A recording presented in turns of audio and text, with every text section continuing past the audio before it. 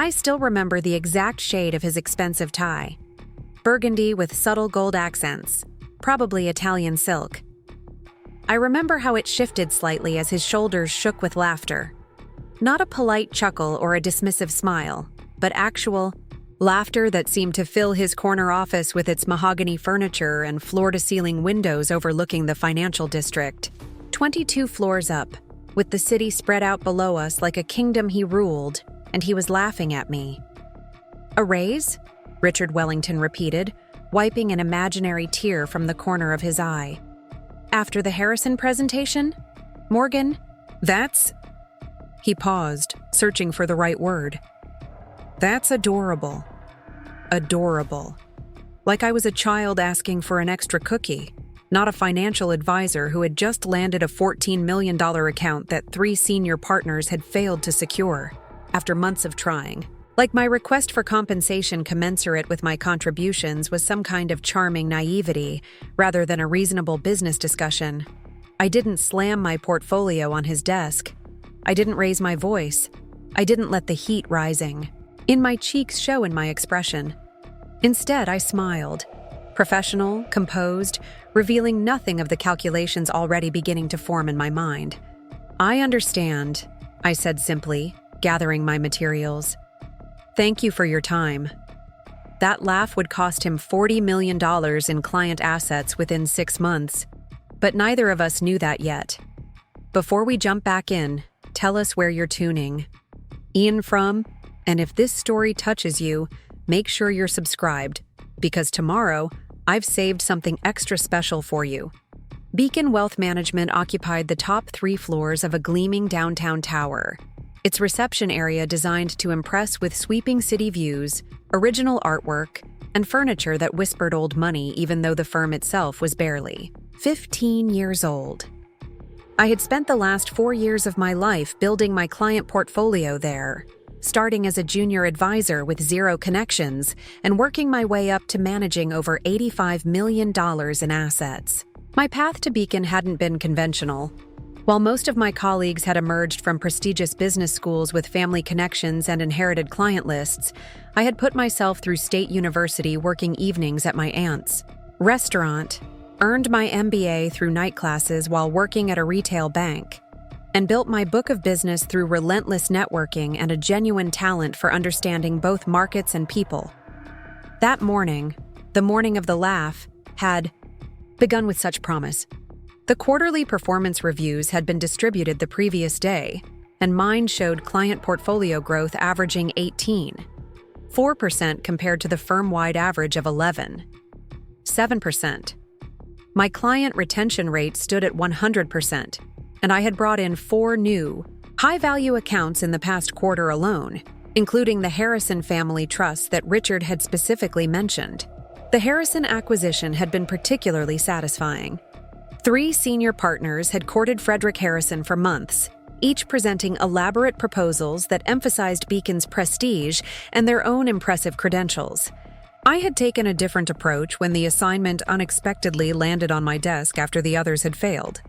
Instead of leading with Beacon's reputation or my own background, I had spent the first meeting simply listening to Frederick Harrison describe his concerns, his goals for the substantial wealth he had accumulated through the sale of his technology company, and his priorities for his family's financial future.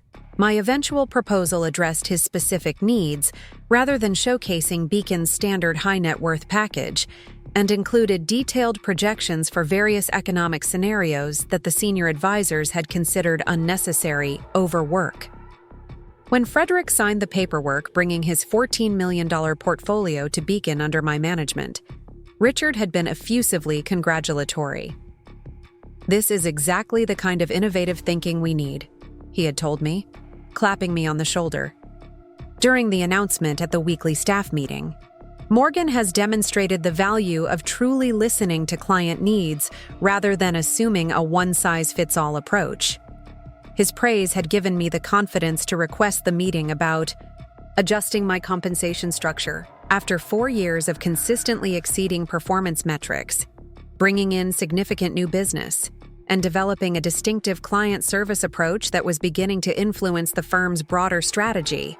it seemed reasonable to discuss advancement, particularly since two male colleagues who had started around the same time as me had already been promoted to senior advisor positions with the accompanying salary increases and improved commission structures. I had prepared meticulously for the conversation, creating a portfolio that documented my performance relative to firm averages, calculating the revenue my client relationships generated for Beacon, and outlining specific contributions I had made to improving client service protocols. I had practiced my talking points, anticipated potential objections, and arrived at Richard's office precisely at the scheduled time, professional and prepared. And he had laughed. Now, walking back to my office through Beacon's elegantly appointed hallways, I maintained the same composed expression I had shown in Richard's office.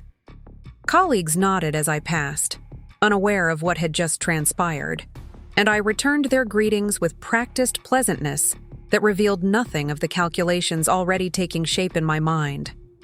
My office, not a corner one with city views, like the senior advisors enjoyed but respectably sized with a window overlooking a side street, felt like a sanctuary when I finally closed the door behind me. I set my portfolio on the desk, smoothed my charcoal gray skirt, and took a single deep breath. Then I opened my desk drawer and removed a small leather-bound notebook I had started keeping 6 months earlier. Not part of Beacon's client documentation system, not stored on the company servers, but my own private record of patterns I had begun to notice in how opportunities were allocated, how advancement decisions were made, and how client accounts were assigned. It had started with a casual comment from Jennifer, one of the few other female advisors at Beacon, during a rare after-work happy hour. Have you noticed that all the Morgan Stanley corporate executives get assigned to David or James, even when they specifically mention wanting a female advisor?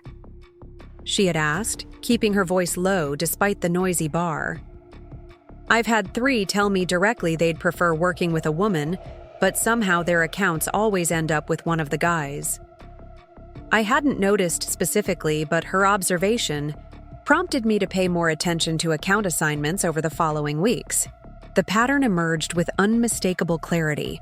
Certain types of clients, corporate executives, old money families, private equity principals, were systematically directed to a select group of advisors regardless of the client's stated preferences or which advisor had made the initial contact. Not coincidentally, that select group consisted entirely of men over 45 who had been with Beacon since its early days, or who had brought significant client assets when joining from other firms. The account assignment pattern was just the beginning.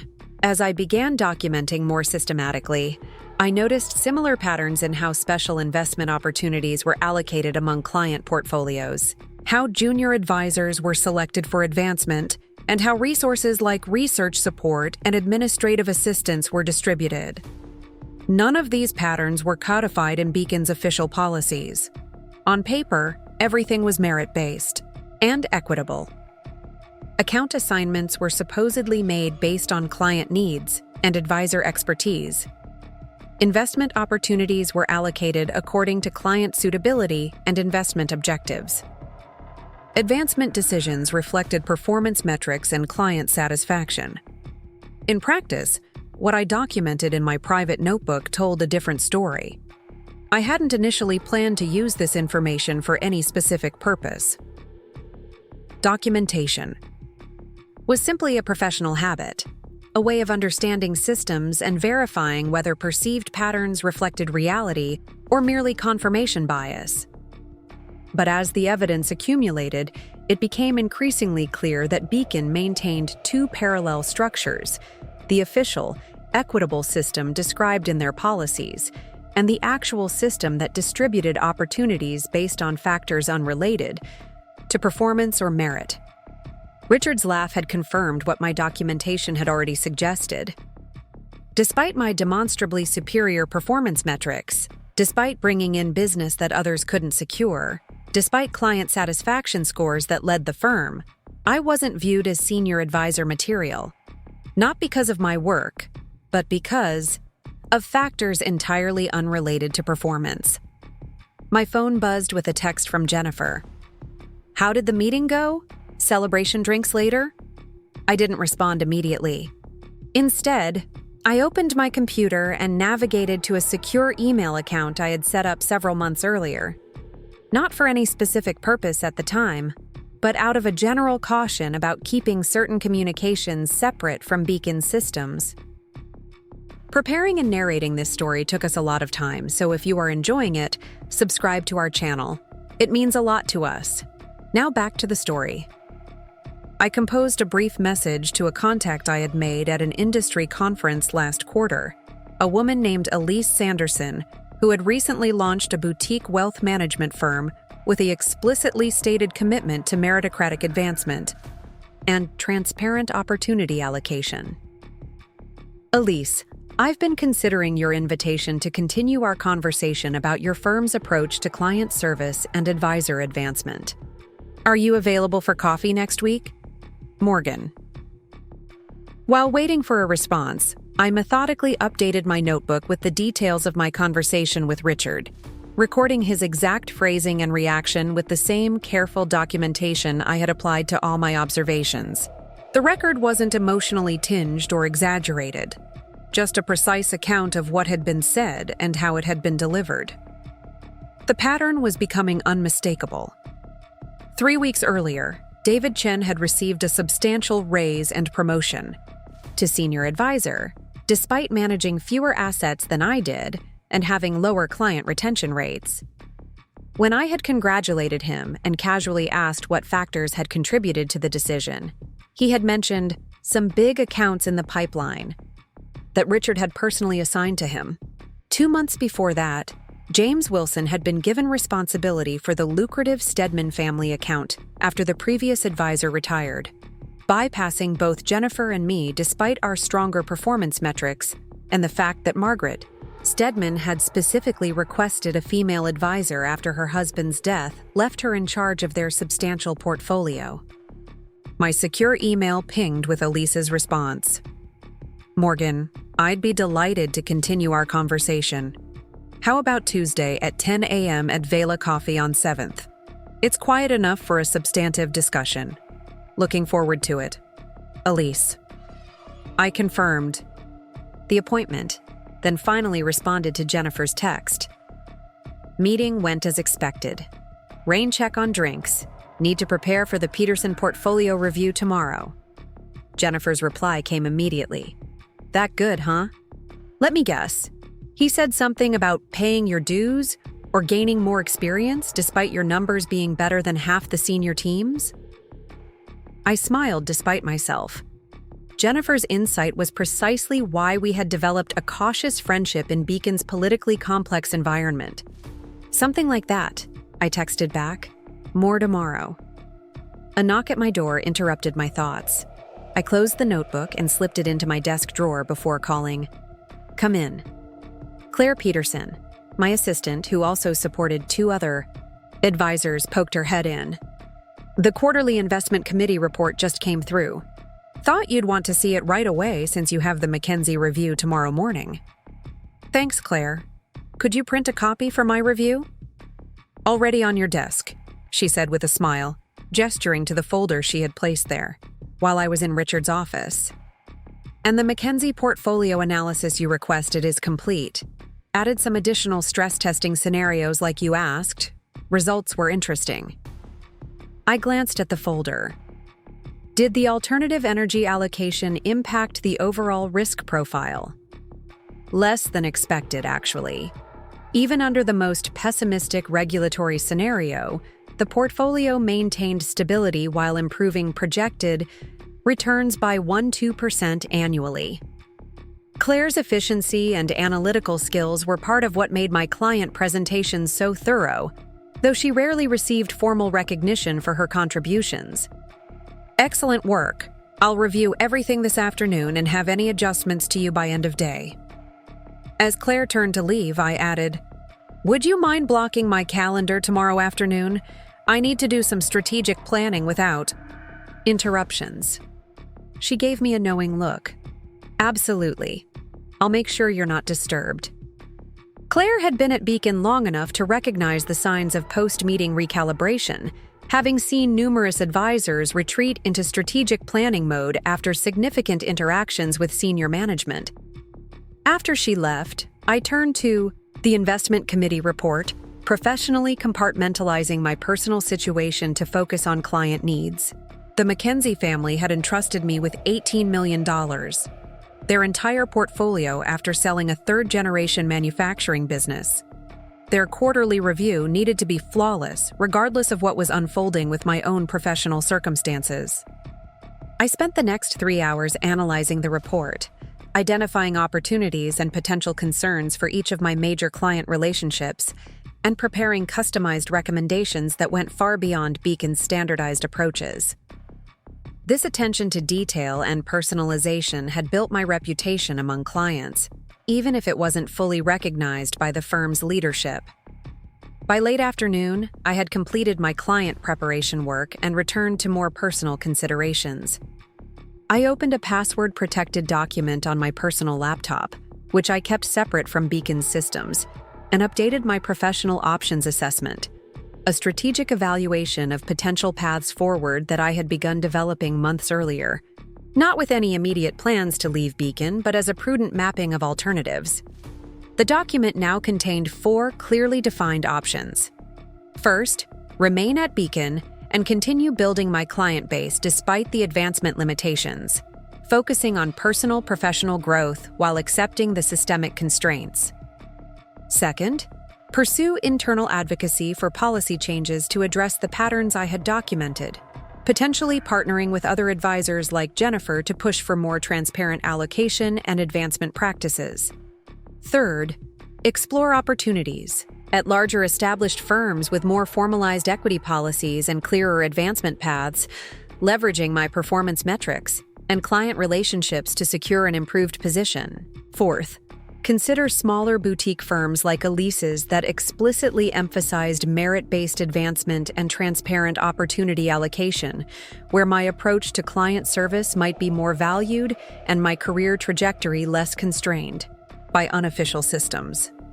After Richard's laugh, the fourth option had moved from theoretical consideration to active exploration.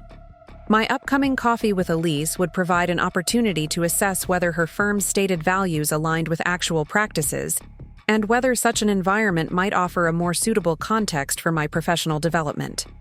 As I updated the assessment, my phone rang with a call from Frederick Harrison, my newest and most significant client acquisition.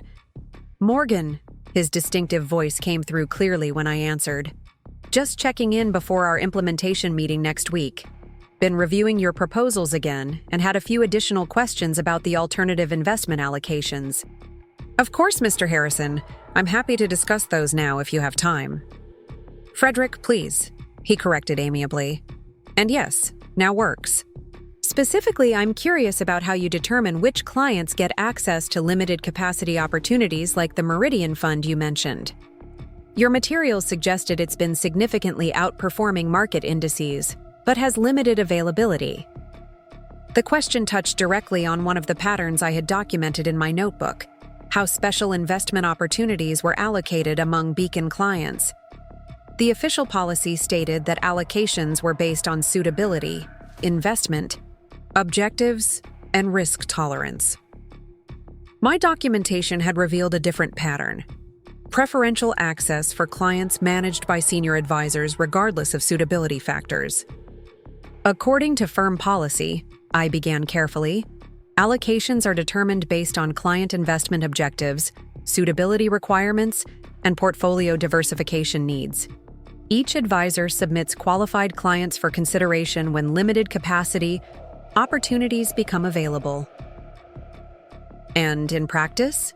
Frederick asked, his tone suggesting he recognized the careful phrasing of my response. I paused, considering my professional obligations and ethical responsibilities. "In practice, I advocate vigorously for my clients' inclusion when appropriate opportunities arise.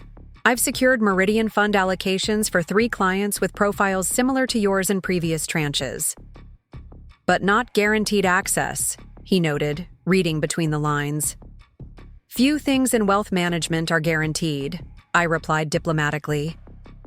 But I assure you that I will pursue every appropriate opportunity for your portfolio based on the objectives we've established. Frederick was silent for a moment, then said, I appreciate your candor, Morgan. One of the reasons I chose to work with you rather than the more senior advisors at Beacon was your refreshingly direct approach. No unnecessary embellishment, just straightforward assessment and clear strategy.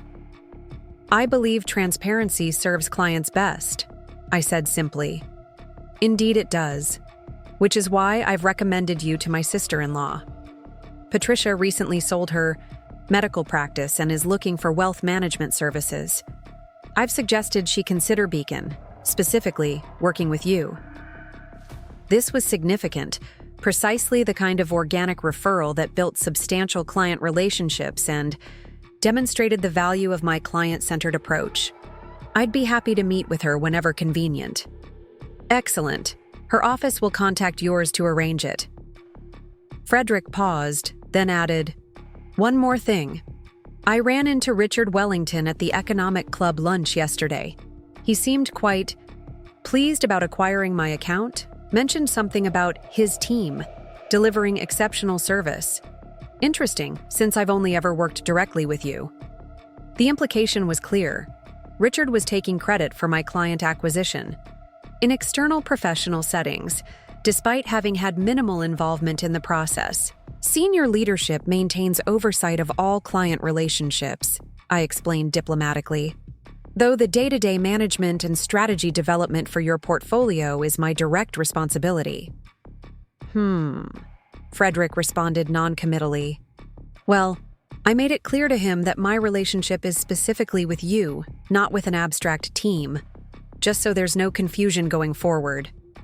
After concluding the call with Frederick, I sat quietly for a moment, processing both the promising referral and the revealing information about Richard's characterization of the relationship. It added another data point to the pattern I had been documenting, how credit for successful client acquisitions was distributed within the firm. By early evening, the office had largely emptied as advisors headed to client dinners or home to their families. I remained, using the quiet to finalize my preparations for the next day's client meetings and to further develop my strategic assessment. A text from Jennifer interrupted my work. Heading out now. Sure about that rain check? Sounds like you could use a friendly ear. I hesitated, then responded, Actually, if you're still available, meet you at Corso in 30 minutes. Corso was a small wine bar several blocks from Beacon's offices, far enough away to avoid running into colleagues, but close enough for convenience. Its subdued lighting and well-spaced tables made it ideal for discreet professional conversations. Jennifer was already seated in a corner booth when I arrived, a glass of Sauvignon Blanc in hand and a second waiting for me. Her tailored navy suit and precise bob haircut projected the same careful professionalism that most female advisors at Beacon maintained, neither too fashionable to be taken seriously, nor too severe to be approachable by traditional clients. That bad, huh? She asked as I slid into the seat across from her. He laughed, I said simply, taking a sip of wine. Jennifer's eyes widened slightly. Laughed? Not just dismissed or deflected? Actual laughter, called my request for a raise adorable. Jesus, she muttered. After the Harrison acquisition, that's beyond tone-deaf. I nodded, keeping my expression neutral despite the wine bar's relative privacy. Years in wealth management had taught me that walls had ears, especially in venues frequented by financial professionals. Have you considered options? Jennifer asked carefully, her phrasing deliberately vague. Actively, I confirmed. Meeting. With an interested party next week. She nodded, understanding the circumspect nature of our conversation. Smart. After what happened with Melissa last year, it's better to have alternatives secured before any advocacy. Melissa Chen had been a promising advisor who had directly challenged the allocation patterns for private equity opportunities after several of her qualified clients were repeatedly passed over. 2 months later, She had been let go during a minor restructuring, ostensibly due to performance concerns, despite metrics that exceeded several male advisors who remained. "What about you?" I asked. "Still documenting?" Jennifer had been keeping her own records of discrepancies between official policies and actual practices, though less systematically than my notebook. "Absolutely. Getting harder to ignore the patterns." She lowered her voice further. Mackenzie asked specifically about diversity in senior management during her last review. Apparently, her daughter is considering finance and asked about advancement potential for women. What did you tell her? The official line about Beacon's commitment to diversity and advancement based on merit. Jennifer's expression turned wry. She didn't seem entirely convinced, especially after meeting the all-male senior leadership team at the client appreciation event. We continued our carefully worded conversation for nearly an hour, sharing observations and insights without explicitly criticizing Beacon or plotting departure strategies. Both of us had too much professional discretion for such overt discussions, but the mutual understanding was clear. The patterns we had each documented independently painted a consistent picture of systematic limitations. As we prepared to leave, Jennifer fixed me with a direct look. "Whatever direction you decide to explore, I'd appreciate your insights once you've assessed the terrain. I've been updating my own map of alternatives, just as a professional exercise." "Of course," I agreed, purely as a theoretical discussion of the professional landscape. We parted with the understanding that came from shared experiences in a challenging environment, not quite explicit alliance, but mutual recognition of parallel journeys. Back in my apartment that evening, I reviewed the materials I had gathered for my coffee meeting with Elise. Her firm, Meridian Wealth Advisors, had been founded just 3 years earlier, but was already developing a reputation for innovative client service approaches and a distinctly different culture than traditional wealth management firms. Their website emphasized transparency in investment allocations, clear metrics for advisor advancement, and a commitment to client-centered strategies rather than standardized packages. More compelling than the marketing language were the performance metrics they published quarterly, showing client portfolio performance, retention rates, and growth statistics that exceeded industry averages. I had first met Elise at an industry conference where she had spoken on a panel about evolving approaches to high-net-worth client service. Her emphasis on customization and transparency had resonated with my own philosophy, and we had spoken briefly afterward about the challenges of implementing truly client-centered strategies within traditional firm structures. The industry talks about customization while pushing standardized solutions, she had observed during our conversation. Real customization requires both different processes and different cultural values than most established firms maintain. When she had mentioned that Meridian was selectively expanding their advisor team, focusing on professionals with demonstrated commitment to client-centered approaches, I had expressed polite interest while maintaining appropriate discretion about my position at Beacon. She had given me her card with a handwritten note inviting further conversation whenever I might be interested. At the time, I had filed the interaction away as valuable networking rather than an immediate opportunity. Now, after Richard's laugh had confirmed the limitations I had documented at Beacon, that conversation took on new significance. I prepared for the coffee meeting with the same thoroughness I applied to client interactions, researching Meridian's recent growth, reviewing their published materials on investment philosophy and client service approach, and developing specific questions to assess whether their stated values aligned with actual practices. Most importantly, I reviewed my own professional priorities and non-negotiables, the core elements I would require in any new position. These included transparent opportunity allocation, merit-based advancement criteria, support for my client, service approach, and appropriate recognition of performance through both compensation and advancement potential. As I completed my preparations, I realized that Richard's dismissive laugh had actually provided valuable clarity.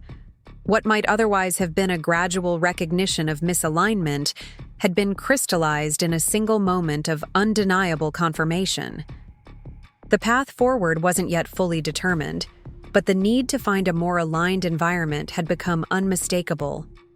My phone chimed with an email notification from Beacon's system, the weekly client allocation list showing new accounts assigned to advisors.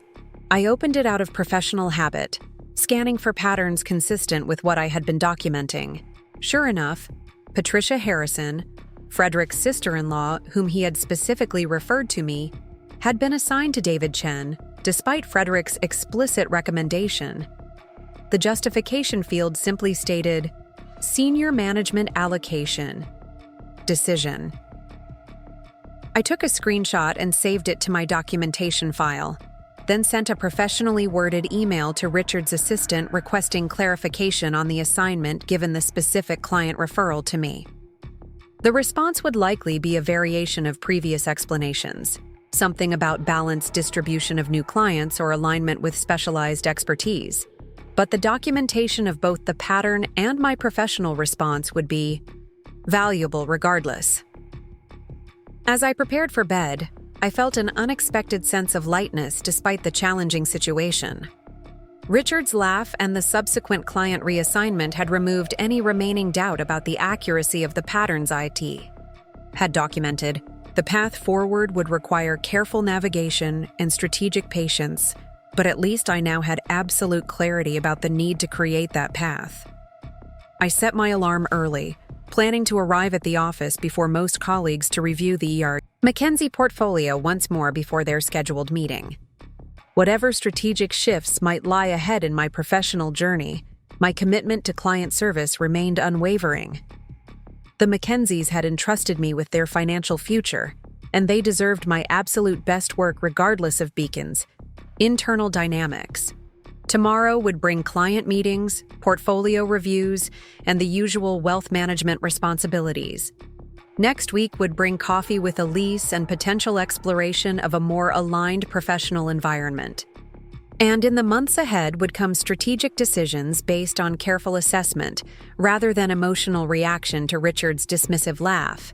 Because what Richard didn't understand, what that laugh had failed to recognize, was that he wasn't dealing with someone seeking validation or approval.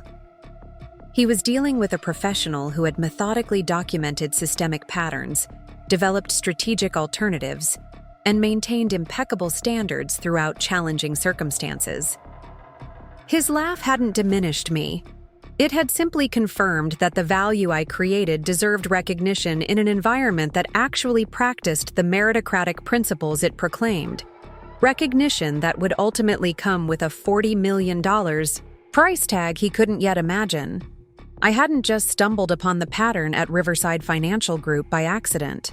In truth, a series of small observations had gradually coalesced into a disturbing picture I could no longer ignore. 3 months before Charles's dismissive laugh, I had been working late, a common occurrence that had earned me respect from some colleagues and eye rolls from others. The quarterly review for the Hampton account was due the next morning, and I wanted to include information about a new opportunity that seemed perfect for their portfolio goals. The Archer Emerging Technologies Fund had been presented at our advisor meeting that week as an exclusive offering with a high minimum investment but exceptional growth potential. Herbert Hampton had specifically mentioned wanting more exposure to cutting-edge tech, and with $18 million under management, they easily qualified for the $1 million minimum. I navigated to the internal portal where advisors could request allocations for qualified clients, only to find that the submission deadline had apparently passed, though no deadline had been mentioned in the meeting. Frustrated but undeterred, I walked to Derek's office. As the alternative investments coordinator, he managed all special allocation requests. To my surprise, his light was still on. "Sorry to bother you so late," I said, knocking lightly on his open door. Derek looked up from his computer, his tie loosened and sleeves rolled up. "Sophia, what can I do for you?" "The Archer Fund. I was hoping to get an allocation for the Hamptons. I know the portal says submissions are closed, but it wasn't mentioned that there was a deadline." He gave me an odd look, somewhere between pity and discomfort. Yeah, about that. Archer's fully allocated already. Already? But it was just announced yesterday. Some advisors got a heads up last week, he said, his eyes flicking back to his screen. Standard procedure for limited offerings. That struck me as strange. Which advisors get these heads ups? Derek's discomfort visibly increased. Look, it's just how the system works. Senior advisors get priority on special situations. Has been that way since before I started. But the Hamptons meet all qualifications and have explicitly requested this type of investment. Their portfolio is larger than many managed by senior advisors. I don't make the rules, Sophia. Derek's tone had an edge now. If you have concerns, take them up with Charles. I thanked him and left, but instead of heading home, I returned to my office and began digging deeper. First, I pulled up the allocation list for the Archer Fund, a report that most junior advisors never bothered to check. Every single allocation had gone to clients of 5 specific advisors: Julian, Martin, Thomas, Edward, and William. All men, all over 50, all part of what I'd heard referred to as the old guard at Riverside. This might have been coincidence, but something about Derek's discomfort prompted me to look further. I spent the next 3 hours examining allocation patterns across 12 limited availability investments offered over the past year. The pattern was consistent. The same group of advisors received disproportionate allocations regardless of client qualification or expressed interest. By the time I left the office at 1 a.m., I had created a preliminary spreadsheet documenting the allocations. It wasn't conclusive evidence of impropriety, but it raised serious questions about fairness and disclosure. I saved the file to my personal drive rather than the company server, a decision that would prove prescient in the weeks to come. The following day, I approached Imani during lunch, careful to keep my tone casual. Quick question, have you ever gotten clients into the special allocation funds? The Meridian or Westlake offerings from last quarter? She laughed. Once or twice, but it's like winning the lottery. Why? Just trying to understand the process better. Some of my clients keep asking about these opportunities. Imani lowered her voice. Between us, it's an old boys network. Julian and his crew get first dibs on everything, regardless of whether their clients actually fit the investment profile. My client with $15 million got passed over for Martin's client with $3 million last month. When I asked why, I got some vague response about relationship considerations. Has anyone ever challenged this system? Her expression turned serious. Amanda Davies did, about 2 years ago. Filed a formal complaint with compliance about gender bias in opportunity allocation. 2 months later, she was gone. Performance issues was the official line. No one's made waves since. That conversation confirmed my suspicions that what I'd discovered wasn't just an administrative oversight, but a systemic issue, one with potentially serious compliance implications. If investment opportunities were being allocated based on advisor relationships rather than client suitability, and if this practice wasn't being disclosed to clients, Riverside could be violating FINRA regulations. I spent the next 2 weeks gathering more data, staying late after most had gone home, carefully documenting allocation patterns, commission structures, and client communications. I created a secure email account separate from my work email and began forwarding key documents to myself. Not client information, which would be inappropriate and potentially illegal, but internal memos, allocation reports, and compensation. Schedules that were available to all advisors but rarely examined closely. One evening, while searching for historical allocation data, I discovered something even more troubling. Buried in a shared drive rarely accessed by anyone below senior management was a folder labeled Commission Adjustments. Inside were spreadsheets detailing special commission rates for certain advisors on alternative investments, rates significantly higher than the standard schedule provided in our employment agreements. Julian, Martin, and the other 3 senior advisors weren't just getting preferential allocations for their clients. They were earning enhanced commissions on those investments without transparent disclosure to the wider advisor team. This discovery transformed my concerns from questions of fairness to potential regulatory violations. I documented everything meticulously, creating backups and storing them securely outside the office. But I remained uncertain about what to do with this information. Direct confrontation seemed unwise given what had happened to Amanda Davies. Going to compliance seemed equally risky, as they reported directly to Charles, who clearly benefited from maintaining the status quo. The opportunity to consult with someone trustworthy came unexpectedly at an industry conference in early April. I was attending a panel on regulatory changes when I found myself seated next to a woman I recognized vaguely from industry events, Elise Bennett, founder of Ascend Wealth Advisors, a boutique firm with a growing reputation for ethical management and transparent client communication. During the networking reception afterward, Elise and I fell into conversation about the challenges of building client trust in an industry often perceived as opaque. The real competitive advantage isn't market-beating returns, though those are important, she said, sipping her sparkling water. It's absolute transparency. Clients who understand exactly what they're investing in, why, and how their advisor is compensated tend to stay through market volatility. I couldn't agree more, I replied, though institutional practices don't always support that level of transparency. Something in my tone must have caught her attention. She studied me for a moment before asking, "Riverside, right? You're one of their rising stars from what I've heard. That's kind of you, but I'm not sure everyone at Riverside would describe me that way." "Politics," she said, with knowing resignation. "The bigger the firm, the more entrenched the power. Structures." "You speak from experience?" 15 years at Morgan Stanley before I founded Ascend. Let's just say I understand how traditional firms operate and why I chose to create something different. She handed me her card. Heavy stock, minimalist design. "If you ever want to have a real conversation about wealth management as it should be practiced, call me." I didn't call immediately.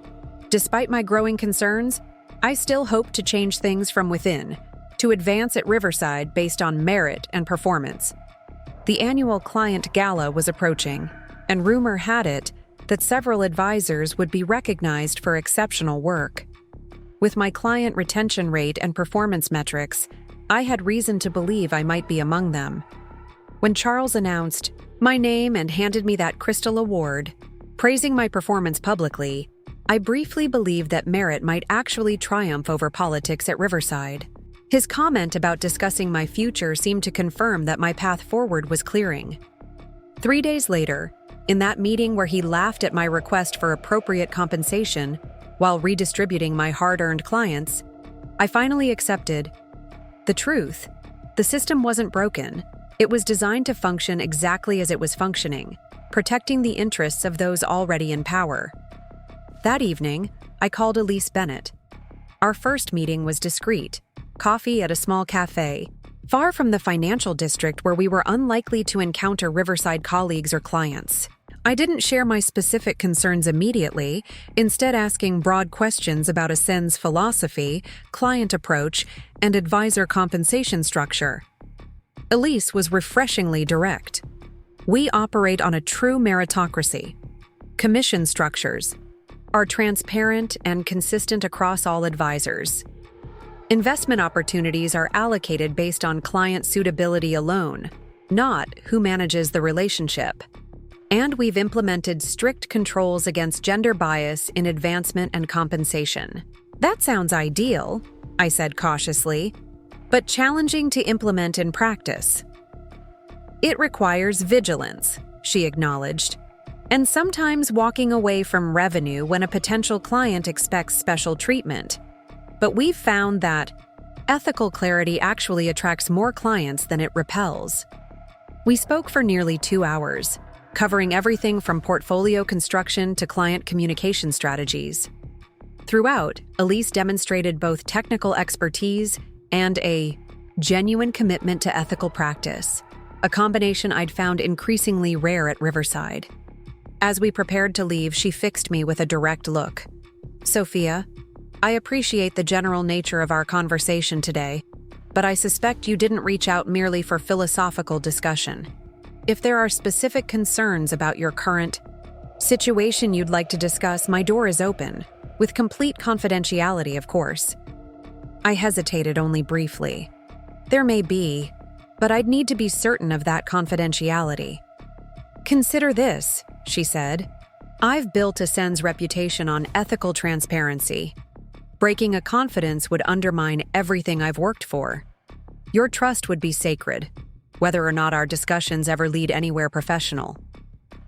That assurance led to our second meeting a week later, where I shared a redacted version of my findings. No specific client names, no confidential information, but enough detail to demonstrate the pattern I'd documented. Elise listened without interruption, occasionally making notes but offering no reaction until I'd finished. "What you're describing," she said finally, "are potential FINRA violations regarding fair allocation practices and disclosure requirements. Have you consulted an attorney?" "Not yet. I've been trying to determine the best course of action." "I'd recommend Miranda Chen," Elise said without hesitation. "She specializes in financial services employment and regulatory matters. Absolute discretion, razor-sharp mind." She wrote a name and number on her business card and slid it across the table. "Tell her I suggested you call." Thus began my parallel path, continuing to perform excellently at Riverside while quietly preparing for whatever might come next. Miranda's advice had been clear from our first meeting: document everything, maintain professional composure at all times, and consider my options carefully before taking any irreversible steps. "The strongest position," she'd explained, "is one where you have choices. Right now, Riverside doesn't know what you know or what you might do with that information. That uncertainty gives you leverage, but only if you maintain perfect professionalism." In the weeks that followed, I had 2 more discreet meetings with Elise, exploring the possibility of joining Ascend under terms that would protect both my interests and those of my clients. Elise was direct about her interest in bringing me aboard, but equally clear that any transition needed to be handled with impeccable ethics. "Client relationships belong to the clients," she emphasized. "We never solicit clients to leave their current advisors. However, if a client independently decides to follow an advisor who joins us, we welcome them with full transparency about the process." This approach aligned with my own values. I didn't want to harm Riverside or violate my professional obligations. I simply wanted to work in an environment where merit was recognized and ethical standards were consistently upheld. Miranda had carefully reviewed my Riverside employment agreement, identifying the specific conditions under which I could accept a position elsewhere and potentially continue working with clients who chose to follow me. The non-compete and non-solicitation provisions were standard for the industry, but contained several important limitations and exceptions that could be navigated with proper legal guidance.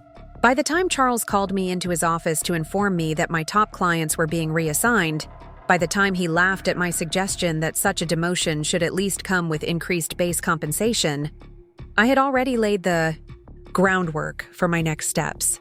His dismissive laugh simply confirmed that I was making the right decision. What Charles didn't know, what Julian and Martin didn't know as they smiled smugly in the hallways, was that I wasn't just a team player accepting her diminished role. I was a professional executing a carefully considered strategy, one that would ultimately reveal who truly understood how the industry works. As I sat across from Miranda Chen that evening, reviewing the employment agreement with Ascend Wealth Advisors, I felt a surprising sense of gratitude. Charles's laugh had freed me from any lingering doubts or misplaced loyalty. It had clarified absolutely that my future lay elsewhere, and that I would be taking that future into my own hands. "So, we're clear on next steps," Miranda said, gathering the documents we'd reviewed. You'll continue the transition meetings at Riverside exactly as scheduled. You'll document client reactions and any promises made by Julian, Martin, or Charles. You'll sign the Ascend agreement before the end of the week, but delay giving notice at Riverside until we determine the optimal timing. I nodded, the strategy clear in my mind. And the FINRA complaint? Prepared, but held in reserve. Sometimes, the most powerful move is the one you don't have to make. She gave me a rare smile. Based on what you've documented, Riverside would likely face significant penalties and reputational damage if those allocation practices came to light. That knowledge gives us leverage in ensuring a smooth transition for you and any clients who choose to follow. As I left her office that evening, I felt lighter than I had in weeks. The path forward wasn't without challenges, but it was clearer than it had been since I first noticed those troubling allocation patterns. What Charles didn't understand when he laughed at my reasonable request was that I was already beyond his power to diminish. I had already seen the truth about how Riverside operated. I had already begun creating my own path forward. His laugh wasn't the end of my story. It was barely even the middle. The following morning, I arrived at Riverside 15 minutes earlier than usual, mentally prepared for the first transition meeting scheduled for 9 a.m. The Astoria Partners. Trustees would be arriving to meet with Martin, who would be taking over their $22 million portfolio, despite having never spoken with them previously. I had prepared comprehensive transition documents, far more detailed than the standard templates, outlining every aspect of the Astoria strategy, including specific notes about the trustees' preferences, concerns, and long-term objectives. If Martin bothered to read them, he would be well-positioned to maintain the relationship. If not, the contrast between our approaches would be immediately apparent to the trustees. As I arranged materials in the conference room, Martin strolled in, coffee in hand, glancing casually at the thick folder I'd prepared. "Quite the novel you've written," he remarked with a chuckle. "Client review meetings don't need all this. Detail, overwhelms them." "The Astoria trustees actually request this level of documentation," I replied evenly, "particularly Mr. Winters, who was previously CFO at Lexicon Industries. He reviews every position quarterly." Martin waved this away. "I'll bring him around to a more streamlined approach. These corporate types eventually learn to trust the experts." I said nothing, simply continued arranging the materials.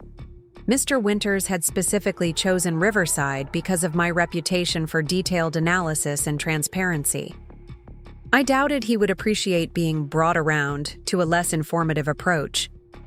Charles appeared in the doorway, his expression professionally pleasant. "All set for the transition? Martin, I've told the Astoria people what exceptional hands. They'll be in with you at the helm." "Absolutely," Martin assured him. "Sophia's been very cooperative in the handover." Charles's gaze moved to me, a hint of surprise in his eyes. Perhaps he'd expected resistance or emotional display. "Good to hear. Smooth transitions reflect well on everyone." I smiled politely. "I want what's best for the clients." The words were entirely truthful, if not entirely complete. What was best for the clients was indeed my primary concern, though Charles and Martin might have different ideas about what that entailed. The meeting itself proceeded exactly as I'd anticipated. Mr. Winters and the other Astoria trustees listened politely as Charles explained the strategic realignment of advisor responsibilities. They asked pointed questions about why the change was necessary given their portfolio's strong performance under my management. "While Sophia has done excellent work with your accounts," Charles explained smoothly, "Martin brings 3 decades of experience working with institutional clients. This transition represents an enhancement of the service Riverside provides to clients at your level." Mr. Winters, a shrewd man with a penetrating gaze, turned to me. "Sophia, do you consider this an enhancement to our service?" All eyes turned. To me, Charles's slightly narrowed, Martin suddenly alert, the trustees expectant. This was a moment that could easily derail into unprofessionalism if I allowed my personal feelings to surface. Riverside believes this structure best serves clients at your asset level, I said, echoing the careful phrasing I'd used with Herbert Hampton. I've prepared comprehensive documentation to ensure Martin has full visibility into your portfolio, strategy, and preferences. Mr. Winters held my gaze a moment longer, something unspoken passing between us. Then he turned back to Martin. Let's discuss your approach to alternative allocations. We've been disappointed with our access to private equity opportunities despite meeting all qualification requirements.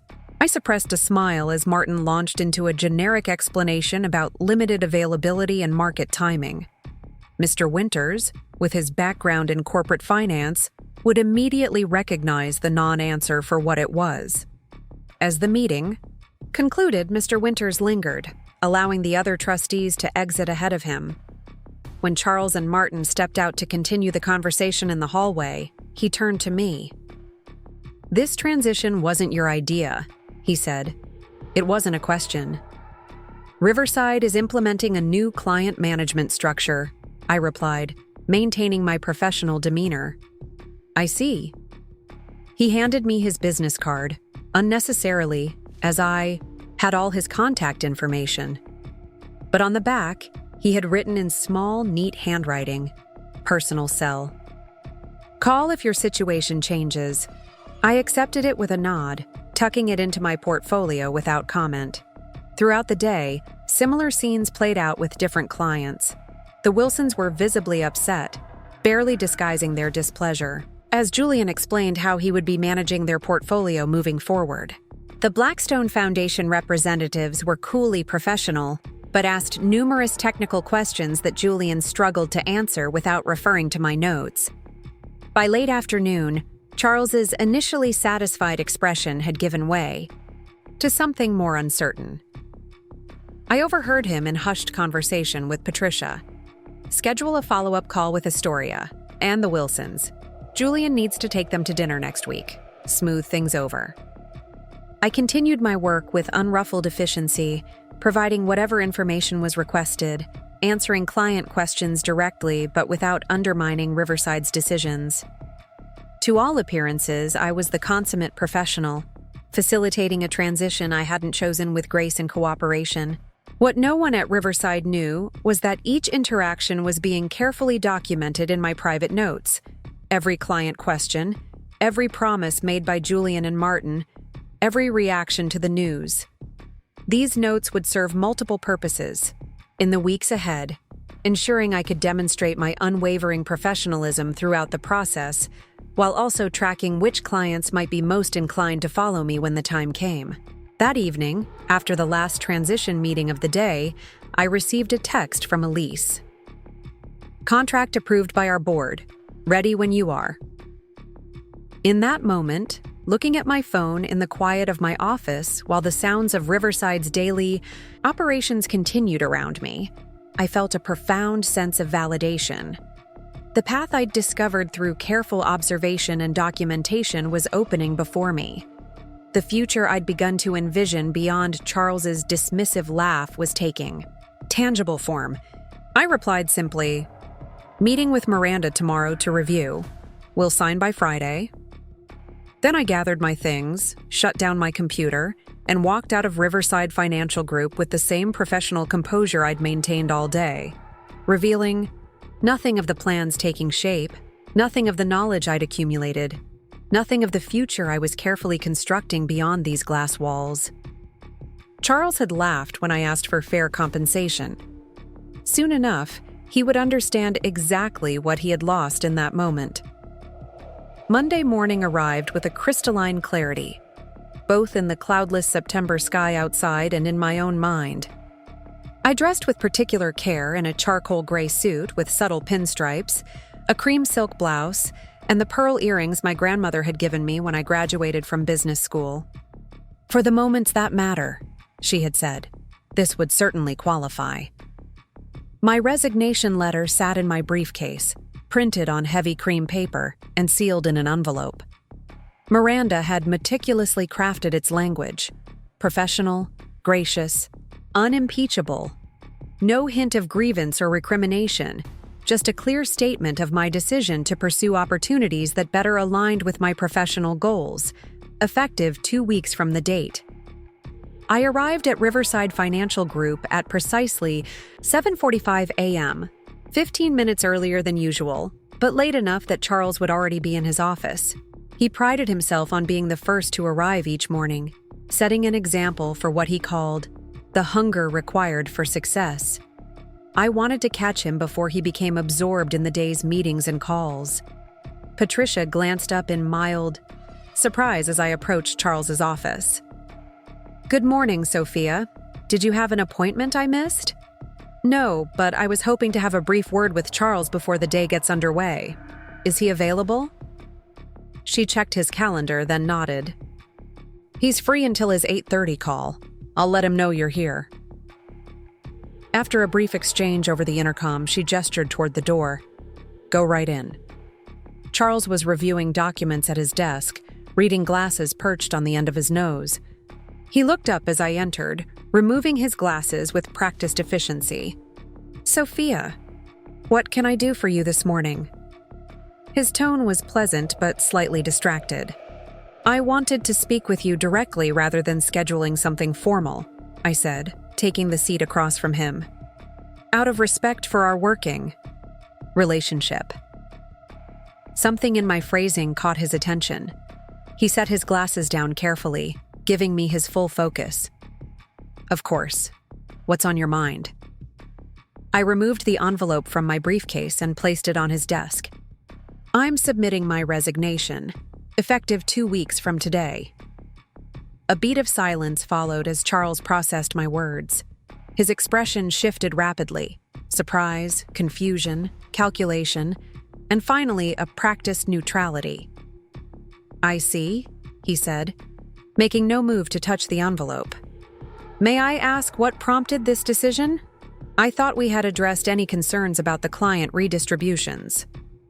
"This is a personal decision to pursue opportunities that better align with my professional goals and values," I replied, echoing the language from the letter.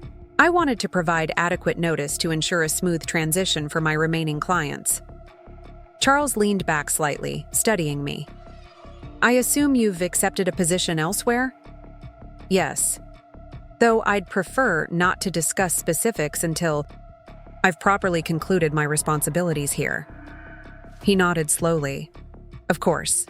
Professional discretion." He finally picked up the envelope, opening it with deliberate movements. His eyes scanned the letter quickly, then returned to me. "This is unexpected, especially given how well you've handled the recent changes." "I appreciate the opportunities Riverside has provided," I said sincerely, "and I intend to ensure all transitions are handled with the same professionalism." Charles set the letter aside, steepling his fingers in a gesture I'd seen many times during client presentations, a signal he was shifting to negotiation mode. "Perhaps we've moved too quickly with the client redistributions," he offered. "We could revisit some of those decisions. The Wilsons, for instance, Julian mentioned they seemed particularly attached to your approach. The attempt at conciliation might have been flattering if it hadn't come several weeks too late, and only in response to my resignation rather than my accomplishments." "I appreciate the consideration," I replied evenly, "but my decision extends beyond specific client assignments. It's about the overall direction of my career." "I understand ambition, Sophia," Charles said, his tone warming with apparent sincerity. "If advancement opportunities are your concern, we could discuss creating a new mid-level position. Something that acknowledges your contributions while building towards senior status." The irony wasn't lost on me. Now that I was leaving, my value suddenly warranted recognition. But the offer came without any acknowledgement of his previous dismissal, without any systemic change to the practices I'd documented. It was a personal accommodation designed to retain an asset, not a genuine evolution in thinking. That's generous, I acknowledged. But my decision is final. I believe this is the right move for me professionally. Charles's expression hardened slightly, the warmth receding. You realize, of course, that your client relationships are proprietary to Riverside. Our non-solicitation agreement is quite clear. I'm fully aware of my contractual obligations, I assured him. I have no intention of soliciting Riverside clients. He studied me for a long moment, clearly trying to gauge whether there was more to my plans than I was revealing. Whatever he saw in my composed expression gave him nothing to challenge. Very well, he said finally. Patricia will arrange an exit interview and provide the necessary paperwork. In the meantime, I trust you'll focus on transitioning your remaining clients to their new advisors. Of course, that will be my priority. As I rose to leave, Charles added, "The industry is smaller than many realize, Sophia. Reputations matter. How you handle your departure will be remembered." The statement hovered between professional wisdom and veiled warning. I met his gaze directly. I completely agree. Integrity and professionalism define careers in this business. I've always conducted myself accordingly. I closed his office door quietly behind me, maintaining the same composed demeanor I'd shown throughout our conversation. Patricia glanced up curiously, clearly wondering what had transpired, but I simply nodded politely and continued to my office. By 9:30 a.m., the news had begun to spread. Imani appeared in my doorway, her expression a mix of shock and concern. "Tell me it's not true," she said without preamble. "Charles just told the senior team you're leaving." I gestured for her to come in and close the door. "It's true. I've given my 2 weeks' notice. Because of the client reassignments? I knew you were upset, but it's not just that," I interrupted gently. "It's about recognizing when an environment no longer aligns with your professional values." Imani sank into the chair across from my desk. "Where are you going?" "I can't discuss specifics yet, but it's an opportunity that better reflects my approach to client service and merit-based advancement." Her eyes widened slightly. "You already have something lined up." It wasn't a question. "How long have you been planning this?" "Long enough to know it's the right decision," I replied, avoiding a direct answer that might complicate her position if questioned later. Imani leaned forward, lowering her voice despite the closed door. "The timing isn't coincidental, is it? Right after the Hampton meeting on Friday." I smiled but said nothing. "They're going to follow you, aren't they?" she pressed. "The Hamptons, maybe others." "Imani," I said carefully, "I'm not soliciting any Riverside clients. What decisions they make independently after learning of my departure is beyond my control." She sat back, understanding perfectly. Plausible deniability. Smart. Then her expression grew serious. Charles is going to be furious when he realizes what's happening. Perhaps. But there's nothing improper about clients making their own informed decisions about who manages their wealth. Imani's lips quirked in a suppressed smile. "Julian and Martin have been strutting around like they've won some great victory. I'm going to enjoy watching this unfold." She stood, smoothing her skirt. "For what it's worth, I think you're making the right move. And I might want details about this new opportunity once the dust settles." After she left, I turned to the immediate practical matters at hand. My remaining client list had already been significantly reduced due to the redistributions, making the transition process more manageable. I created detailed handover documents for each, far more comprehensive than required, ensuring that whoever inherited these relationships would have every piece of information needed to serve them effectively. By mid-morning, Charles had called an impromptu meeting of the advisor team, ostensibly to discuss ongoing organizational adjustments. I attended as expected, sitting quietly as he announced my impending departure with practiced corporate detachment. "Sophia has decided to pursue other opportunities," he informed the group. We appreciate her contributions to Riverside and wish her well in her future endeavors. Her remaining clients will be distributed among the team, with transition meetings scheduled over the next 2 weeks. Julian and Martin exchanged satisfied glances, clearly seeing this as validation of their protected status. Several junior advisors looked my way with mixtures of curiosity and concern. If someone with my performance metrics could be sidelined and then lost, what did that suggest about their own prospects? After the meeting, I returned to my office to find 3 voicemails waiting. Herbert Hampton, William Wilson, and the executive director of the Blackstone Foundation had all called within minutes of each other. Word traveled fast, particularly among clients who paid close attention to who was managing their wealth. Following Miranda's guidance precisely, I returned each call with professional courtesy, confirming that yes, I had submitted my resignation from Riverside, and yes, I would be moving to another firm after completing my notice period.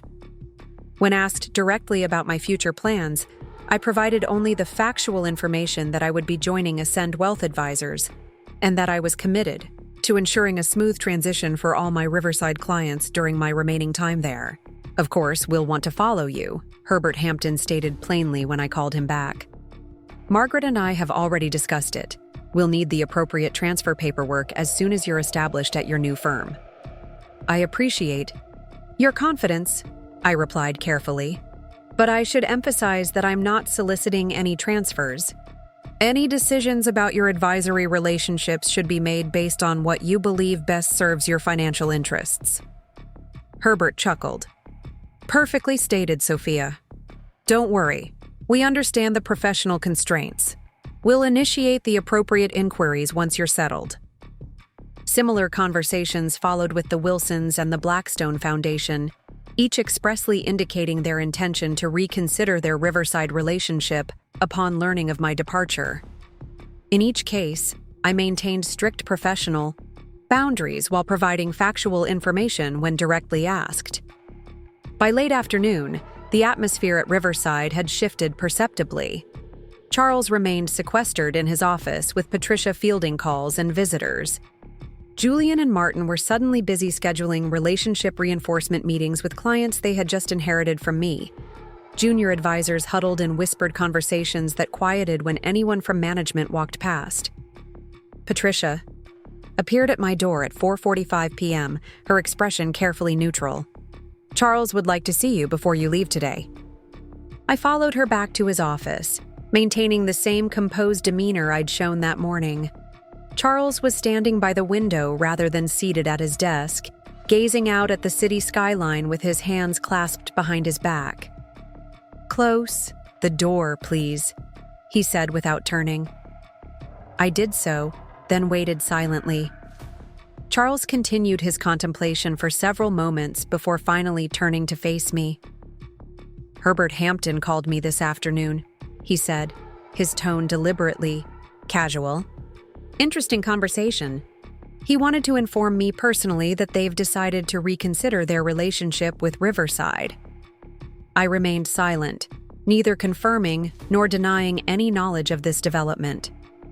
The Wilsons called as well.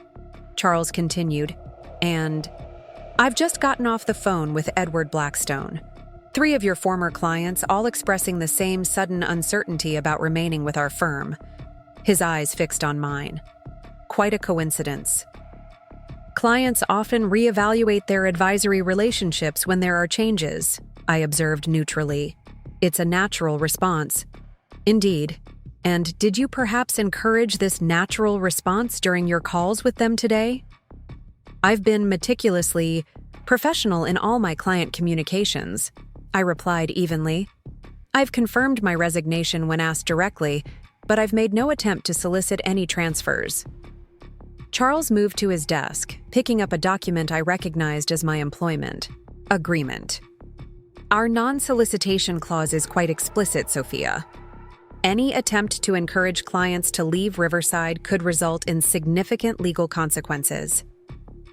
I'm well aware of my contractual obligations, I assured him, and I've adhered to them scrupulously. He studied me for a long moment, searching for any sign of deception or vulnerability. Finding none, he set the document down with a sigh that contained more calculation than resignation. "Where are you going?" he asked directly. "Which firm?" Though I had avoided specifying earlier, there was no real advantage in continued obfuscation. Ascend Wealth Advisors. Elise Bennett's shop. His expression tightened slightly. Small, but growing. Positions itself as the ethical alternative in wealth management. The slight edge in his tone when he said ethical revealed more than perhaps he intended about how such positioning was viewed by firms like Riverside. "Their approach aligns with my professional philosophy," I said simply. Charles leaned against his desk, arms crossed. "You realize they can't match our resources. Our research department alone has more people than their entire firm. Their technology infrastructure is minimal compared to what we provide." "Every firm has its strengths," I acknowledged. "Clients make decisions based on what factors they value most." "Such as following a particular advisor?" The edge in his voice sharpened. "Let me be very clear, Sophia. If we determine that you've violated your non-solicitation agreement, we will pursue all available remedies. Riverside protects its client relationships vigorously." I met his gaze steadily. "I've violated no agreements, Charles. Clients are making their own independent assessments based on changes Riverside initiated. I've simply confirmed factual information when directly asked." A long moment of tension stretched between us, his implied threat hanging in the air. Then Charles straightened, adjusting his suit jacket in a gesture of composure regained.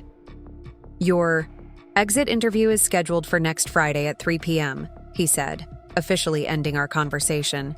"In the meantime, I expect all transition documentation to be completed for your remaining clients." "It will be," I assured him, "more comprehensively than required." As I turned to leave, Charles added, "This industry remembers, Sophia. How this situation evolves will define your professional reputation moving forward." I paused at the door. "I'm counting on that, Charles." The next morning, I arrived to find Patricia waiting by my office, her expression uncharacteristically hesitant. "There's been a change to your transition plan," she said, handing me a printed memo. "Effective immediately, you're being placed on paid administrative leave for the remainder of your notice period. Your email access has been suspended, and your client materials will be collected by IT this morning." I accepted the memo without visible reaction, though the development was not entirely unexpected. Placing departing advisors on immediate leave was a common industry practice when firms feared client attrition, an attempt to sever the relationship immediately rather than allowing a graceful transition. "I see," I said calmly. "Will I be permitted to collect my personal belongings?"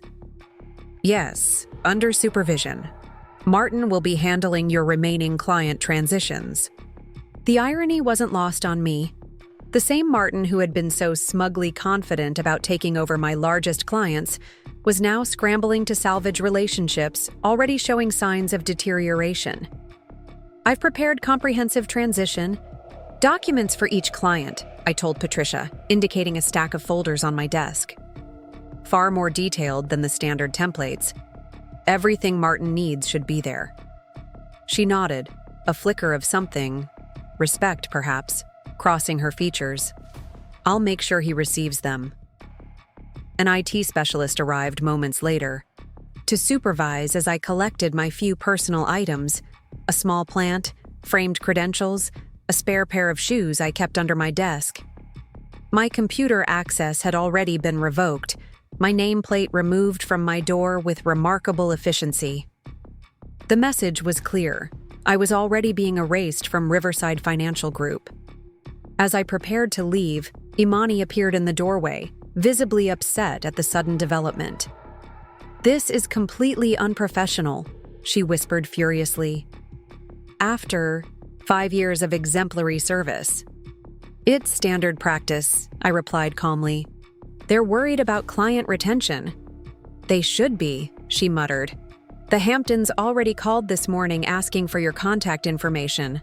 Martin practically tripped over himself rushing to their office. I smiled but said nothing, conscious of the IT specialist pretending not to listen nearby. "We should get coffee next week," Imani said, her meaning clear. "Once things settle." "I'd like that," I agreed. "I'll text you." 30 minutes after arriving, I walked out of Riverside Financial Group for what would be the final time, a small box containing my personal effects in hand. The security guard in the lobby, who had greeted me every morning for 5 years, nodded politely as I passed, unaware of the significance of my departure. Outside, the September morning was bright and crisp, the financial district already humming with activity. I took a moment on the sidewalk, feeling the strange dissonance of being unexpectedly untethered in the middle of a workday. Then I pulled out my phone and called Miranda. "They've placed me on administrative leave," I informed her when she answered. "Effective immediately." "Earlier than expected, but not surprising," she replied. "They're feeling threatened. This actually accelerates our timeline advantageously. Are you free to meet this afternoon?" "Completely free, as it turns out." "Excellent. Come to my office at 2 p.m. I'll contact Elise and adjust your start date at Ascend. The sooner you're established there, the sooner clients can initiate transfers if they choose." After disconnecting, I texted Elise a brief update. Her response was immediate. "Perfect timing. We've prepared your office and systems. Ready when you are." I placed my box of belongings in my car, then walked to a small cafe several blocks from Riverside, far enough to avoid running into former colleagues but close enough to the financial district to remain connected to the world I'd temporarily left behind. As I sipped my coffee, I reflected on the swift evolution of events. What had begun as a quiet documentation of troubling patterns had culminated in a complete professional reinvention. Charles's dismissive laugh now seemed like a distant catalyst, the moment when all my suspicions had been confirmed and my path forward clarified. My phone buzzed with a text from an unknown number. "This is Herbert Hampton. Got your cell from I. My assistant's contacts. Please call when convenient. Decision made. Awaiting instructions." I smiled at the directness. Herbert had never been one for ambiguity or delay. I would call him later, after meeting with Miranda and finalizing the timing of my transition to Ascend. For now, I simply saved his number and continued enjoying the unexpected freedom of a Wednesday morning without client calls or internal meetings. By the time I left the cafe, 3 more messages had arrived, all from Riverside clients, all expressing similar sentiments. The carefully constructed system that Charles had built, that Julian and Martin had benefited from, that had dismissed my contributions despite clear performance metrics, was beginning to show its first significant cracks, and I hadn't had to say a word. The clients were making their own decisions based on how they had been treated and what they valued in their advisory relationships.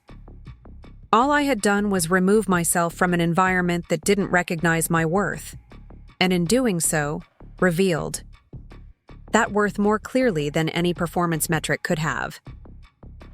At Miranda's office that afternoon, the plan accelerated smoothly. My official start date at Ascend would be the following Monday, a full week earlier than originally planned, thanks to Riverside's decision to place me on administrative leave. "This creates the perfect scenario," Miranda explained as we reviewed the updated timeline. "You'll be established at Ascend before your official notice period at Riverside even concludes. Clients who have already expressed interest in following you can initiate transfers immediately rather than waiting in uncertainty." "Will that create additional legal complications?" I asked. "Not if handled correctly. Your non-solicitation agreement prevents you from encouraging clients to leave Riverside. It doesn't prevent you from accepting clients who independently decide to follow you." She smiled slightly. "And Riverside's decision to cut you off from client communication actually strengthens your position. They've effectively prevented you from providing the transition support promised in your resignation letter." Elise joined us via conference. Called to discuss practical details, office arrangements, system access, compliance protocols for new client onboarding, Her enthusiasm was evident even through the speaker. "We've already prepared announcements for the industry publications," she said. "Strategic hire, expanding our high net worth services, leveraging your exceptional client retention record. The timing couldn't be better. Right after Riverside publicly celebrated your performance at their client gala." The irony wasn't lost on any of us. Charles had unknowingly provided the perfect public validation of my value just before dismissing it privately, creating a narrative that now worked entirely in my favor. "What about potential legal pushback from Riverside?" I asked. Charles made it clear they'll protect their client relationships vigorously. "Let them try," Miranda said with professional confidence. "We've documented everything meticulously. Your conduct has been impeccable. If they pursue legal action, they'll only draw more attention to their own questionable practices, the very practices you documented regarding allocation preferences and undisclosed compensation structures." She extracted a folder from her briefcase, opening it to reveal a comprehensive timeline of my discoveries at Riverside, my careful documentation, and my subsequent professional decisions. "This is our insurance policy," she explained. "If Riverside attempts any legal maneuvers or professional retaliation, this information becomes relevant to your defense. The regulatory implications alone would make them hesitate to pursue aggressive action." By the end of our meeting, the accelerated path forward was clear. I would officially join Ascend on Monday. Industry announcements would go out Tuesday morning. By Wednesday, I would be fully authorized to accept clients who independently reached out about transferring their accounts. As I left Miranda's office, I felt a profound sense of alignment, all the pieces falling into place with a precision that seemed almost predestined. What had begun with Charles's dismissive laugh was culminating in something far more significant than mere career advancement. It was the opportunity to demonstrate that true value in this industry came not from entrenched systems of preference, but from genuine client service and measurable performance. My phone buzzed again as I reached my car. Another client message, this one from Margaret Hampton. "Ran into Julian today at the club. He seemed quite desperate to arrange a meeting. Herbert told him we're reassessing our advisory relationships. Your name never mentioned. Quite amusing to watch." I smiled at the image. Margaret's subtle approach complemented Herbert's directness perfectly. A reminder that clients at their level had navigated complex professional relationships for decades. They understood exactly how to manage this transition without creating unnecessary complications for anyone involved. That evening, I reviewed my professional wardrobe, selecting outfits for my first week at Ascend. The ritual felt significant, not just preparation for a new position, but the conscious curation of how I would present myself in this next chapter.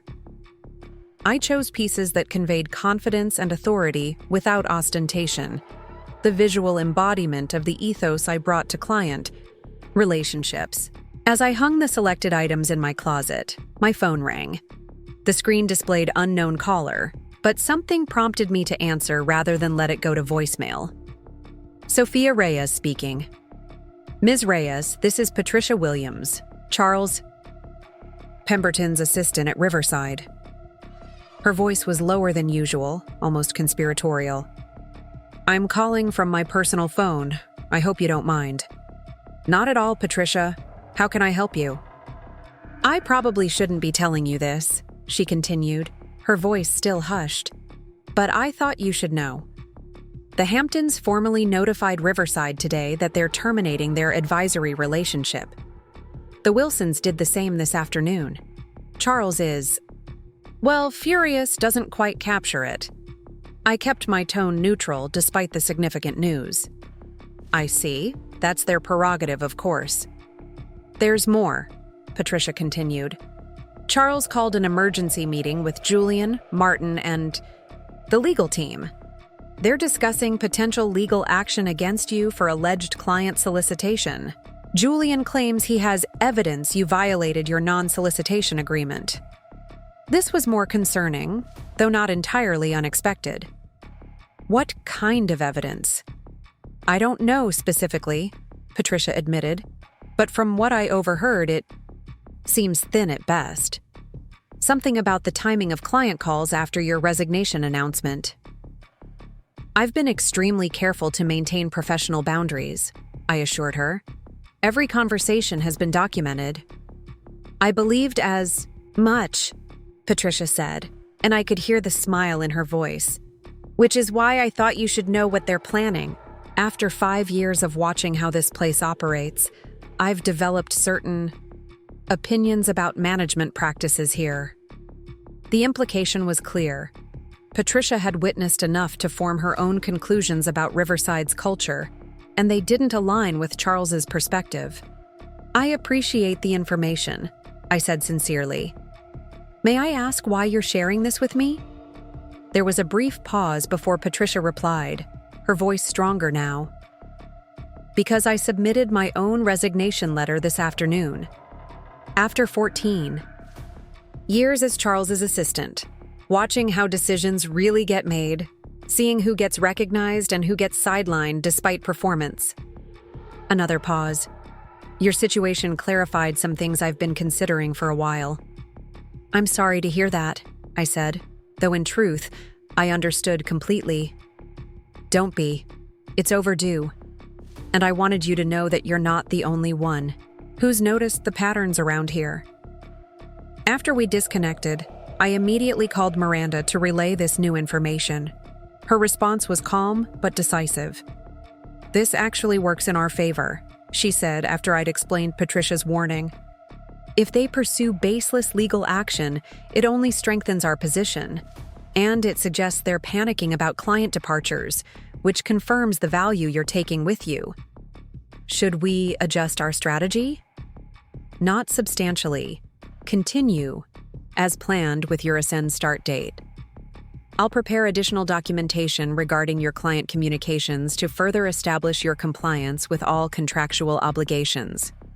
If Riverside does file any action, we'll be more than prepared to respond. As I hung up, I felt an unexpected sense of gratitude toward Charles Pemberton. His dismissive laugh, that moment of unguarded condescension, had catalyzed a transformation that might otherwise have taken years to unfold. In attempting to diminish me, he had inadvertently set me free. Monday morning arrived with a different energy than any workday in recent memory. Instead of the familiar drive to Riverside's downtown offices, I navigated to Ascend Wealth Advisors' location in a renovated historic building on the north side of the financial district. The architecture itself seemed symbolic, traditional. Foundations repurposed for contemporary vision. Elise met me in the lobby, her handshake warm and firm. Welcome to Ascend, Sophia. We're thrilled to have you joining us. The office tour revealed a space that balanced professionalism with genuine warmth. Client meeting rooms furnished for comfort rather than intimidation, an open workspace that encouraged collaboration while maintaining appropriate privacy for sensitive conversations, art by local artists rather than generic corporate selections. My office, I discovered, occupied a corner with excellent natural light, equivalent in status to those reserved for senior advisors at Riverside, though Ascend's organizational structure was notably flatter. We've scheduled announcements to go out tomorrow morning, Elise explained as we settled into my new space. Industry publications, direct communications to our existing clients introducing you, social media posts highlighting your background and expertise. By Wednesday, word will have thoroughly permeated the industry. Just in time for any interested clients to make contact, I noted. Elise smiled knowingly.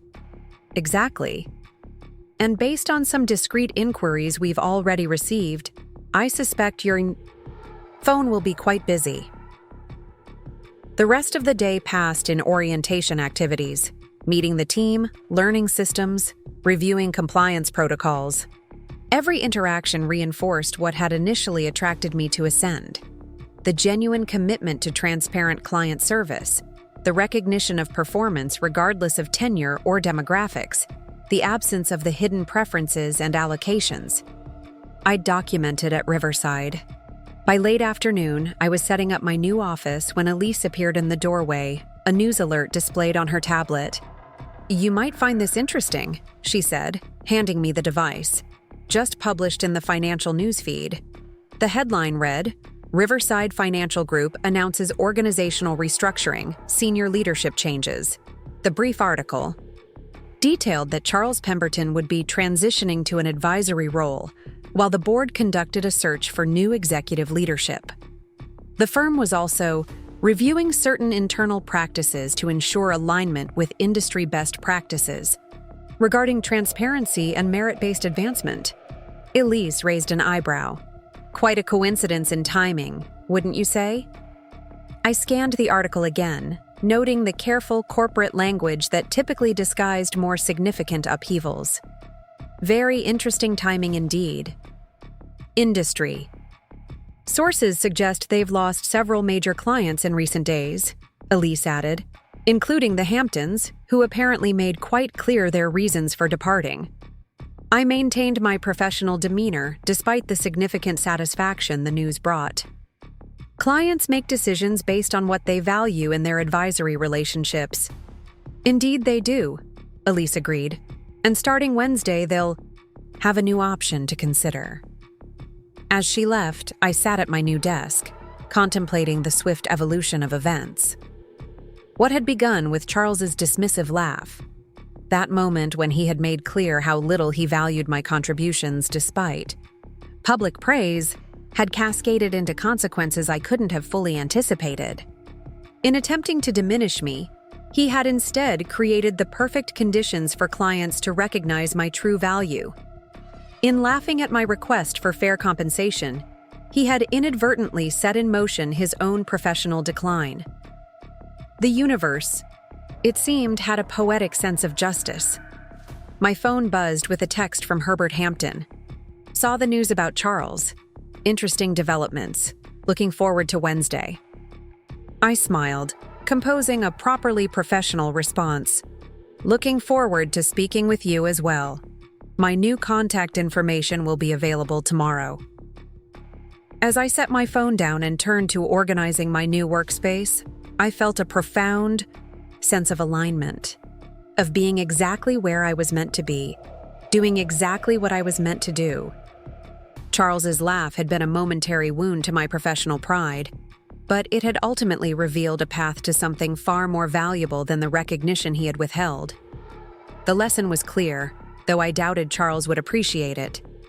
Sometimes, when you undervalue someone's worth, the market has a way of making a dramatic correction. The formal transfer process began with remarkable efficiency. By Friday afternoon, the Hampton account transition was already underway, with the necessary paperwork completed during our morning meeting. Herbert and Margaret had arrived precisely at 9 a.m., impressed by Ascend's offices and particularly pleased with the private client meeting room where we conducted our business. Tastefully appointed but without the ostentatious display of wealth that characterized Riverside spaces. "This feels more aligned with our approach," Margaret had commented, glancing around the room. "Substance over spectacle." The Hamptons' $18 million portfolio represented just the beginning. By the end of the following week, 7 former clients had initiated transfers, collectively representing over $94 million in assets, nearly double Elise's initial projections for my first quarter. Each transition followed the same careful protocol. Client-initiated contact, meticulous documentation, proper paperwork completed without any solicitation on my part. Riverside's response came swiftly, though not in the form I had anticipated. Rather than the threatened legal action, a series of increasingly generous offers arrived through formal channels. First, a retention bonus if I would return, then a senior advisor position with the corner office that had once seemed so unattainable, and finally a partnership track with equity compensation. Each offer confirmed what Charles had failed to recognize earlier. My value to the firm had always exceeded what they had been willing to acknowledge. I declined each offer with professional courtesy, maintaining the same composed demeanor I had shown throughout the transition. The timing of these attempts at reconciliation, each coinciding with another significant client departure, revealed their true motivation. It wasn't about recognizing my contributions. It was about stemming the bleeding of assets under management. On a particularly brisk Monday morning 3 weeks after my departure from Riverside, Imani texted asking to meet for coffee. We arranged to meet at a small cafe equidistant from our respective offices, a neutral location where neither of us would likely encounter colleagues. She arrived 5 minutes early, elegant in a charcoal pantsuit with a crimson blouse that subtly defied Riverside's conservative dress code. Her expression as she slid into the seat across from me combined professional admiration with barely concealed curiosity. "You've created quite the situation," she said without preamble, accepting the latte I had ordered for her. "The office has been in constant crisis mode since you left." "I imagine they're adjusting to the transitions," I replied neutrally. Imani laughed. "That's an extraordinarily diplomatic way of putting it." Charles had to explain to the board why over $100 million in assets suddenly walked out the door. "Julian and Martin are desperately calling every client they inherited from you, making all sorts of promises about special access and enhanced service." I sipped my tea, neither confirming nor denying knowledge of these developments. Transitions can be challenging for everyone involved. "The board has launched a formal review of client allocation practices," Imani continued, lowering her voice slightly. "Apparently, Herbert Hampton was quite explicit about his reasons for leaving, mentioning something about systematic allocation preferences that disadvantaged certain advisors regardless of performance. Sound familiar?" The precise language suggested Herbert had been even more strategic than I had realized. By framing his departure in terms of systemic issues rather than personal preference, he had triggered exactly the kind of institutional examination that might lead to meaningful change. Clients at that level tend to be quite perceptive about organizational dynamics, I observed carefully. Imani studied me over the rim of her coffee cup. "You documented it all, didn't you? The allocation patterns, the commission differences, everything. That's why you were so calm when the client redistributions happened." I maintained my professional discretion. I've always believed in thorough documentation of all aspects of client service. "Well, whatever you documented is having an effect. Diane from compliance has been reviewing allocation records going back 3 years. Charles is on temporary leave pending the board's investigation. And," she leaned forward slightly, her voice dropping further, "Patricia resigned the same day you left. She's now executive assistant to the CEO at Meridian Capital." This last piece of information genuinely surprised me. Patricia had mentioned her resignation during our phone call, but I hadn't known where she was headed. Meridian Capital was a respected firm with a strong reputation for ethical practices, a significant step up from supporting Charles at Riverside. "Good for her," I said sincerely. "Patricia has exceptional skills." Imani nodded, then set her cup down with a decisive motion. "Which brings me to the real reason I wanted to meet. I'm considering my options, and I'd appreciate your insights on Ascend's approach to junior advisor development." The subtext was clear. Imani was exploring her own transition away from Riverside, likely prompted by the same systemic issues I had documented.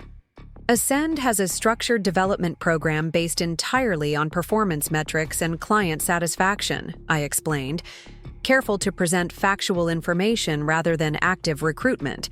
Advancement opportunities are transparent and available to all advisors who meet the established criteria, regardless of tenure or background, and the allocation of investment opportunities, strictly based on client suitability and investment objectives. No preferential access, no hidden commission structures. Everything is documented and transparent to both clients and advisors. Imani absorbed this information thoughtfully. "That sounds refreshingly straightforward." "It aligns with my professional values," I acknowledged.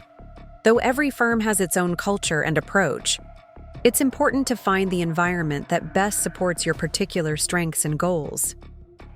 Our conversation continued for nearly an hour, touching on industry trends, professional development paths, and the evolving regulatory landscape.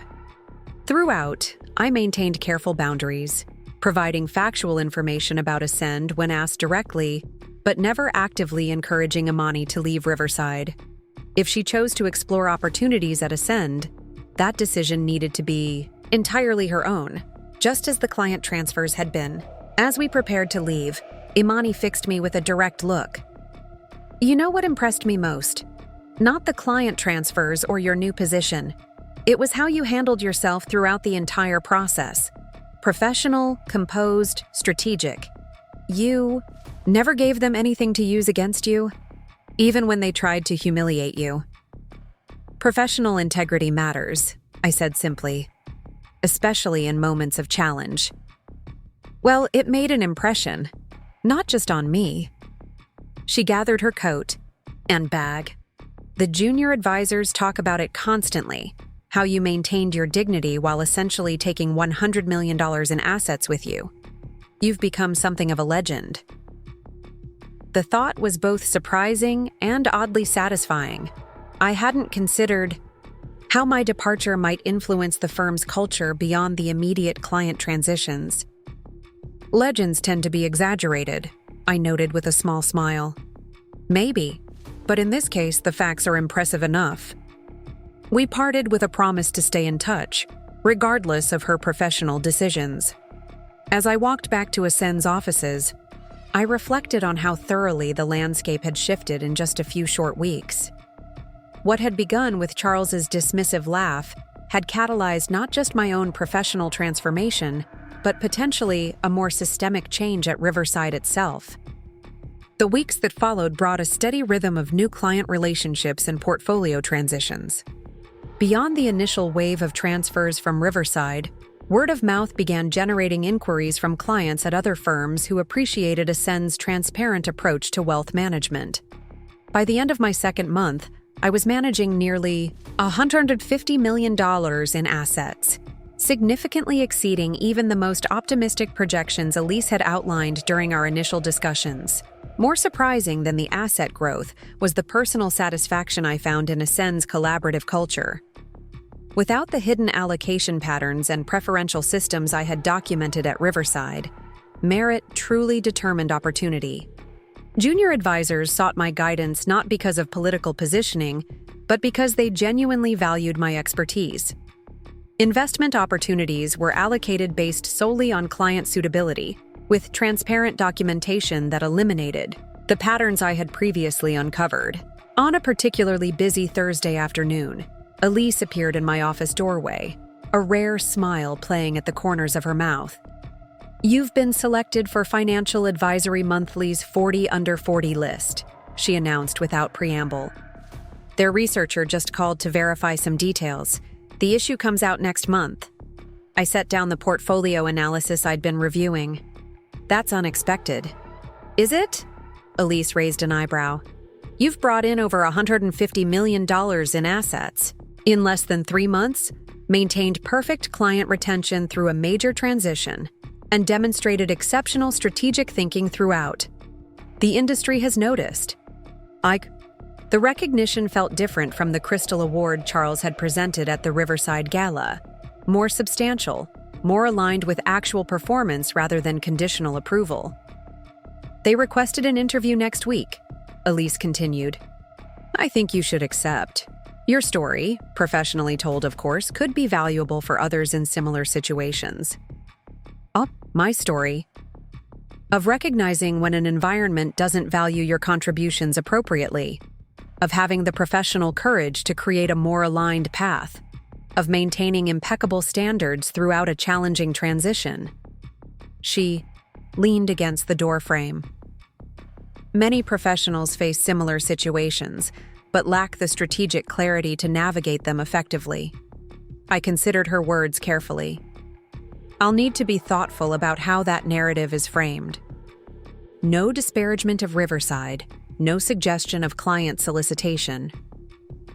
"Of course," professional discretion is part of what makes your example so powerful.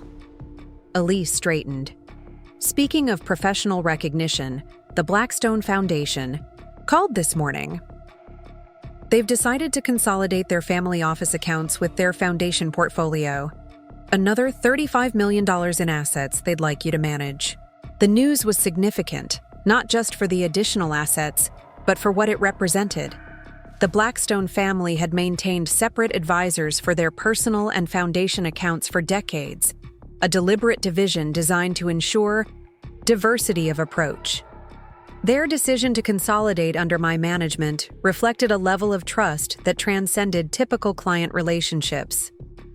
They cited your transparent documentation and consistent performance metrics as the deciding factors, Elise added, particularly your approach to alternative investment allocations.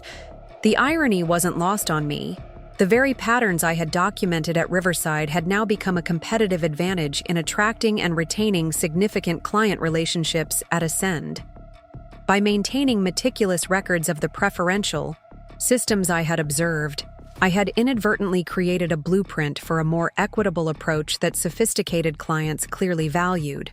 Later that afternoon, I received an unexpected email from Patricia, her first direct communication since our phone call the night before I joined Ascend. "Thought you might find the attached interesting," her message read. Public information now, but still noteworthy. The attachment was a press release from Riverside Financial Group announcing a comprehensive restructuring of senior leadership following an internal review of client service practices. Charles was officially stepping down as managing partner, with a new leadership team appointed by the board to implement enhanced transparency in client allocations and advisor advancement opportunities.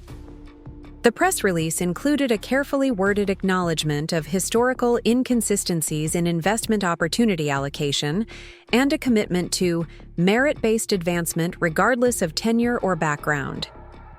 Reading between the corporate euphemisms, it was clear that the patterns I had documented had been verified by the board's investigation, leading to substantial changes in the firm's operating model.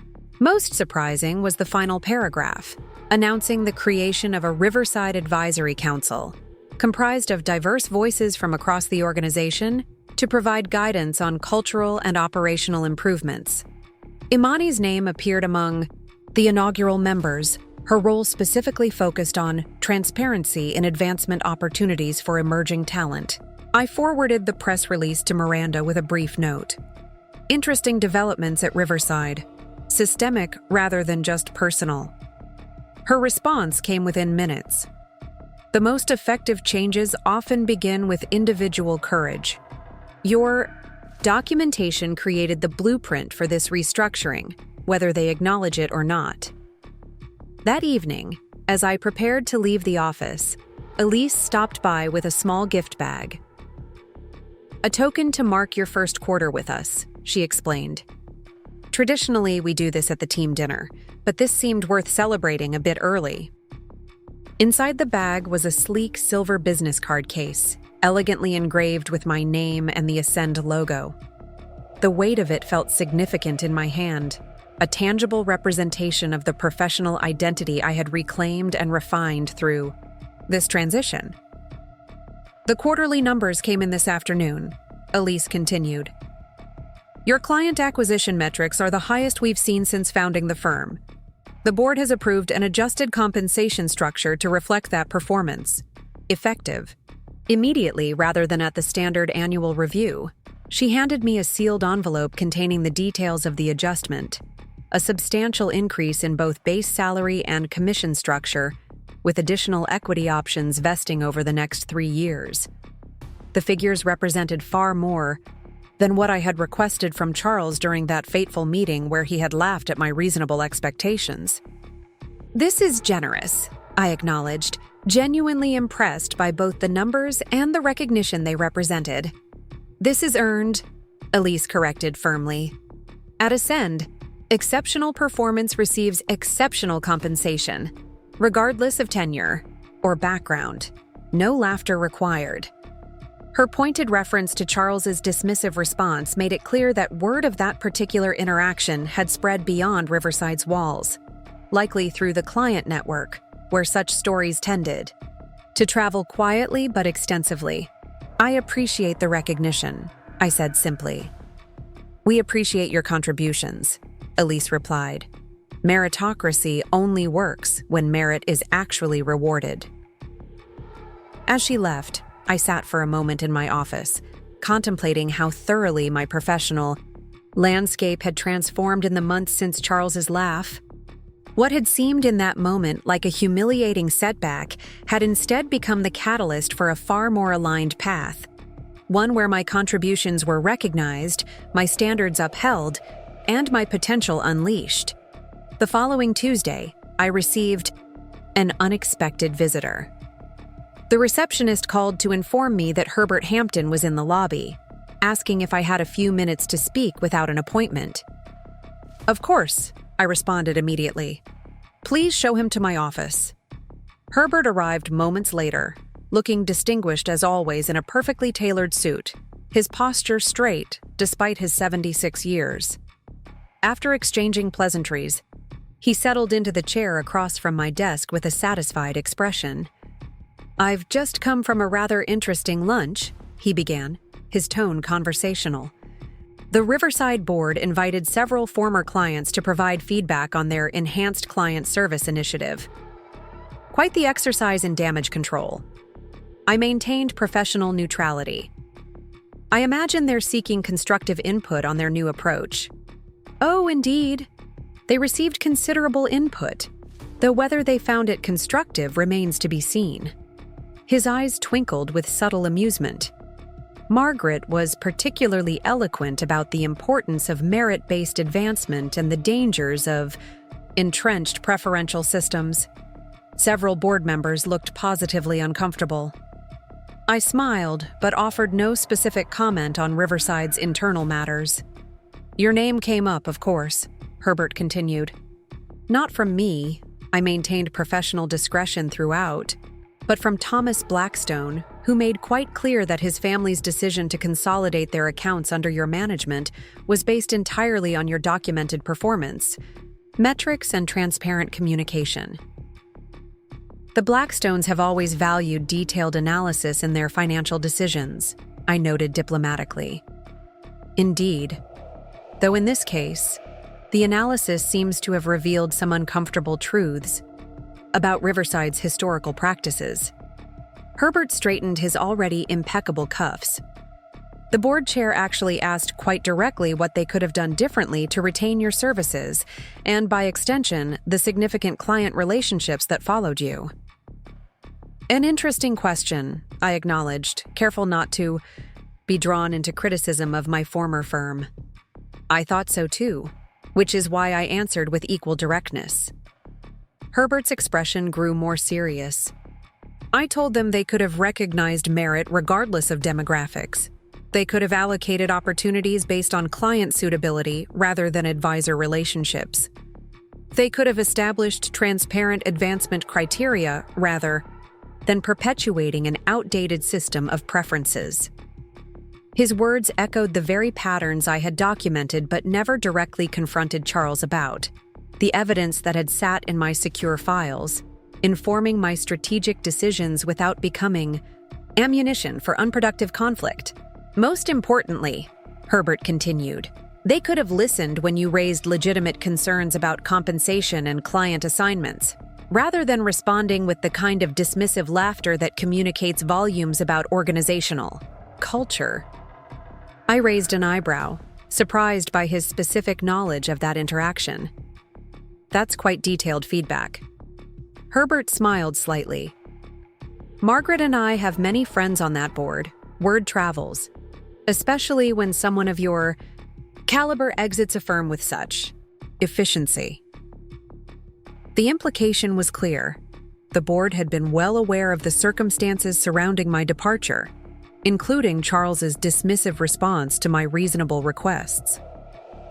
"In any case," Herbert continued, "I thought you might appreciate knowing that your professional example has catalyzed some overdue changes at your former firm. Whether those changes prove substantive or merely cosmetic remains to be seen, but the conversation has certainly shifted. After Herbert departed, I reflected on the broader impact of what had begun as a personal professional decision. By maintaining impeccable standards throughout a challenging transition, by refusing to be diminished by Charles's laugh or provoked into unprofessional retaliation, I had inadvertently created a template for others facing similar situations. The industry publication interview Elise had mentioned took place the following week, conducted by a thoughtful journalist who seemed genuinely interested in the professional dynamics of major transitions rather than merely seeking sensational details. Your move from Riverside to Ascend has become something of a case study in the industry, she noted as we settled into Ascend's client meeting room. Particularly given the significant client relationships that chose to follow you. How do you view that transition in retrospect? I considered my response carefully, aware that anything I said would be scrutinized by colleagues and competitors alike. I view it as a natural alignment process, I replied finally. Throughout my career, I've been guided by certain core values: merit-based advancement, transparent client communication, equitable access to opportunities regardless of tenure or background. When I found an environment that more fully embodied those values, the transition became a professional necessity rather than a merely strategic move. And the client relationships that followed you? Sophisticated clients make independent assessments based on what they value in advisory relationships, I said, echoing the careful language I had used throughout the transition process. Many prioritize transparent documentation, consistent performance, and meticulous attention to their specific financial objectives. The journalist smiled slightly, recognizing the diplomatic phrasing. Industry sources suggest you took nearly $150 million in assets under management with you within the first 3 months. That's an extraordinary transition by any standard. Ascend has experienced significant growth in the high net worth sector, I acknowledged without directly confirming the specific figure. I believe that reflects the increasing value sophisticated clients place on transparent practices and merit-based structures. There are rumors that Riverside has instituted significant changes following your departure and the subsequent client transitions. Any thoughts on those developments? I maintained my professional discretion. Every organization evolves according to its own priorities and client feedback. I wish my former colleagues continued success in serving their clients effectively. The journalist nodded, clearly recognizing the boundaries of what I was willing to discuss. One last question, if I may. What advice would you offer to professionals who find themselves in environments that don't fully recognize their contributions or align with their values? This question touched the heart of what my experience might offer others, and I took a moment to formulate a response that would be both honest and constructive. I would encourage them to focus on 3 key principles, I said finally. First, document everything: your performance, your contributions, any patterns you observe that affect opportunity allocation. Facts provide clarity when emotions might cloud judgment.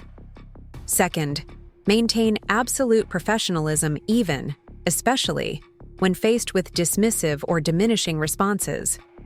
Your conduct during challenging moments defines your reputation far more than your conduct during celebrations. And third, recognize that alignment matters. If your values and performance aren't recognized in your current environment, there are likely other environments where they will be. The transition may require strategic patience and careful navigation, but professional fulfillment ultimately depends on finding that alignment. The article appeared 3 weeks later, thoughtfully written and scrupulously accurate in its representation of my comments. The industry response was immediate and substantial. Calls from colleagues seeking advice on their own potential transitions, invitations to speak at professional development events, even a few exploratory inquiries from Riverside advisors considering their options in the wake of the firm's restructuring. Perhaps most significantly, Imani called to inform me she had accepted a senior advisor position at Meridian Capital, where Patricia now served as executive assistant to the CEO. "Your interview cemented my decision," she explained, "particularly what you said about alignment and documentation. I've been keeping my own records of allocation patterns since you left, and the more I documented, the clearer it became that I needed to find a more compatible environment. I'm glad you've found a path that aligns with your values," I told her sincerely. "It's more than that," Imani continued. "Your example created space for others to make similar choices. 3 other junior advisors have left Riverside in the past month. The board is in full crisis mode, fast-tracking their enhanced transparency initiative to stem the exodus." The ripple effects extended beyond Riverside itself. Industry publications began featuring more articles about merit-based advancement structures and transparent allocation practices. Regulatory bodies increased scrutiny of preferential systems that might disadvantage certain categories of advisors. Client questionnaires started including more specific inquiries about how investment opportunities were allocated and which factors determined advisor advancement. 6 months after my transition to Ascend, I received an unexpected email from a name I recognized immediately: Charles Pemberton. The message was brief and carefully worded. "Sophia, I hope this finds you well. The industry recognition you've received recently is well-deserved. Upon reflection, I recognize that our firm's approach to certain matters did not adequately acknowledge your contributions or potential. If you would be open to a conversation about lessons learned, I would value the opportunity to gain your perspective. Regards, Charles." The email represented a significant shift from his previous stance, no longer dismissive laughter or threats of legal action, but a measured acknowledgement of inadequate recognition and an apparent desire to understand what had transpired. From my perspective, I considered my response carefully, drafting and redrafting until the language precisely reflected my professional position without either harboring resentment or offering unearned absolution. "Charles, thank you for your note. I appreciate your reflection on past interactions. My schedule is quite full with client responsibilities at present, but I'm open to a professional conversation about effective advancement structures and talent retention at some point in the future. I wish you well in your continuing career. Regards, Sophia." Neither accepting nor rejecting his overture entirely, my response maintained the same composed professionalism I had demonstrated throughout our interactions, neither diminished by his previous dismissal nor elevated by his current acknowledgement. 1 year to the day after Charles's dismissive laugh had catalyzed my professional transformation, I sat in Ascend's executive conference room as Elise announced my promotion to partner, the youngest in the firm's history, and the first to achieve the position in less than 18 months.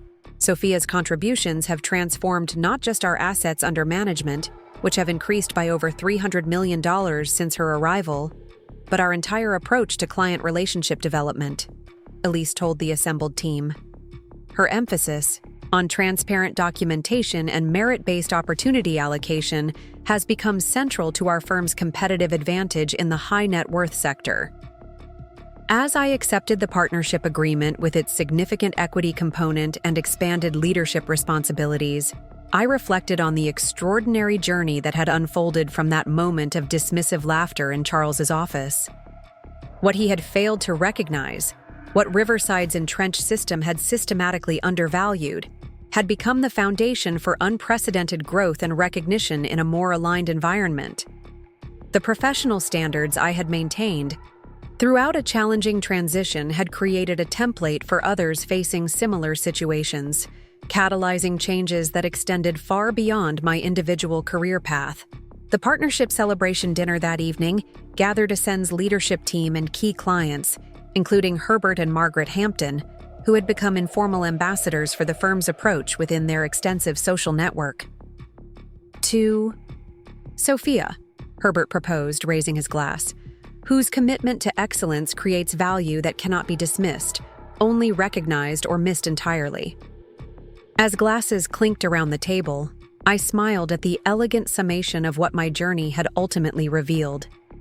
True professional value cannot be diminished by dismissive laughter or entrenched systems. It can only be recognized and embraced, or overlooked to the detriment of those who fail to see it. In that moment of celebration, surrounded by colleagues and clients who genuinely valued my contributions, Charles's laugh seemed like a distant echo, the catalyst that had inadvertently revealed a path to something far more aligned with my worth than anything Riverside could have offered. Sometimes the most valuable response to dismissive laughter isn't anger or argument, but the quiet determination to prove exactly what that laughter has failed to recognize. In my case, that determination had transformed not just my own career trajectory, but potentially the standards of an entire industry. A $40 million lesson that continued to compound with interest. Up next, you've got 2 more standout stories. Right on your screen.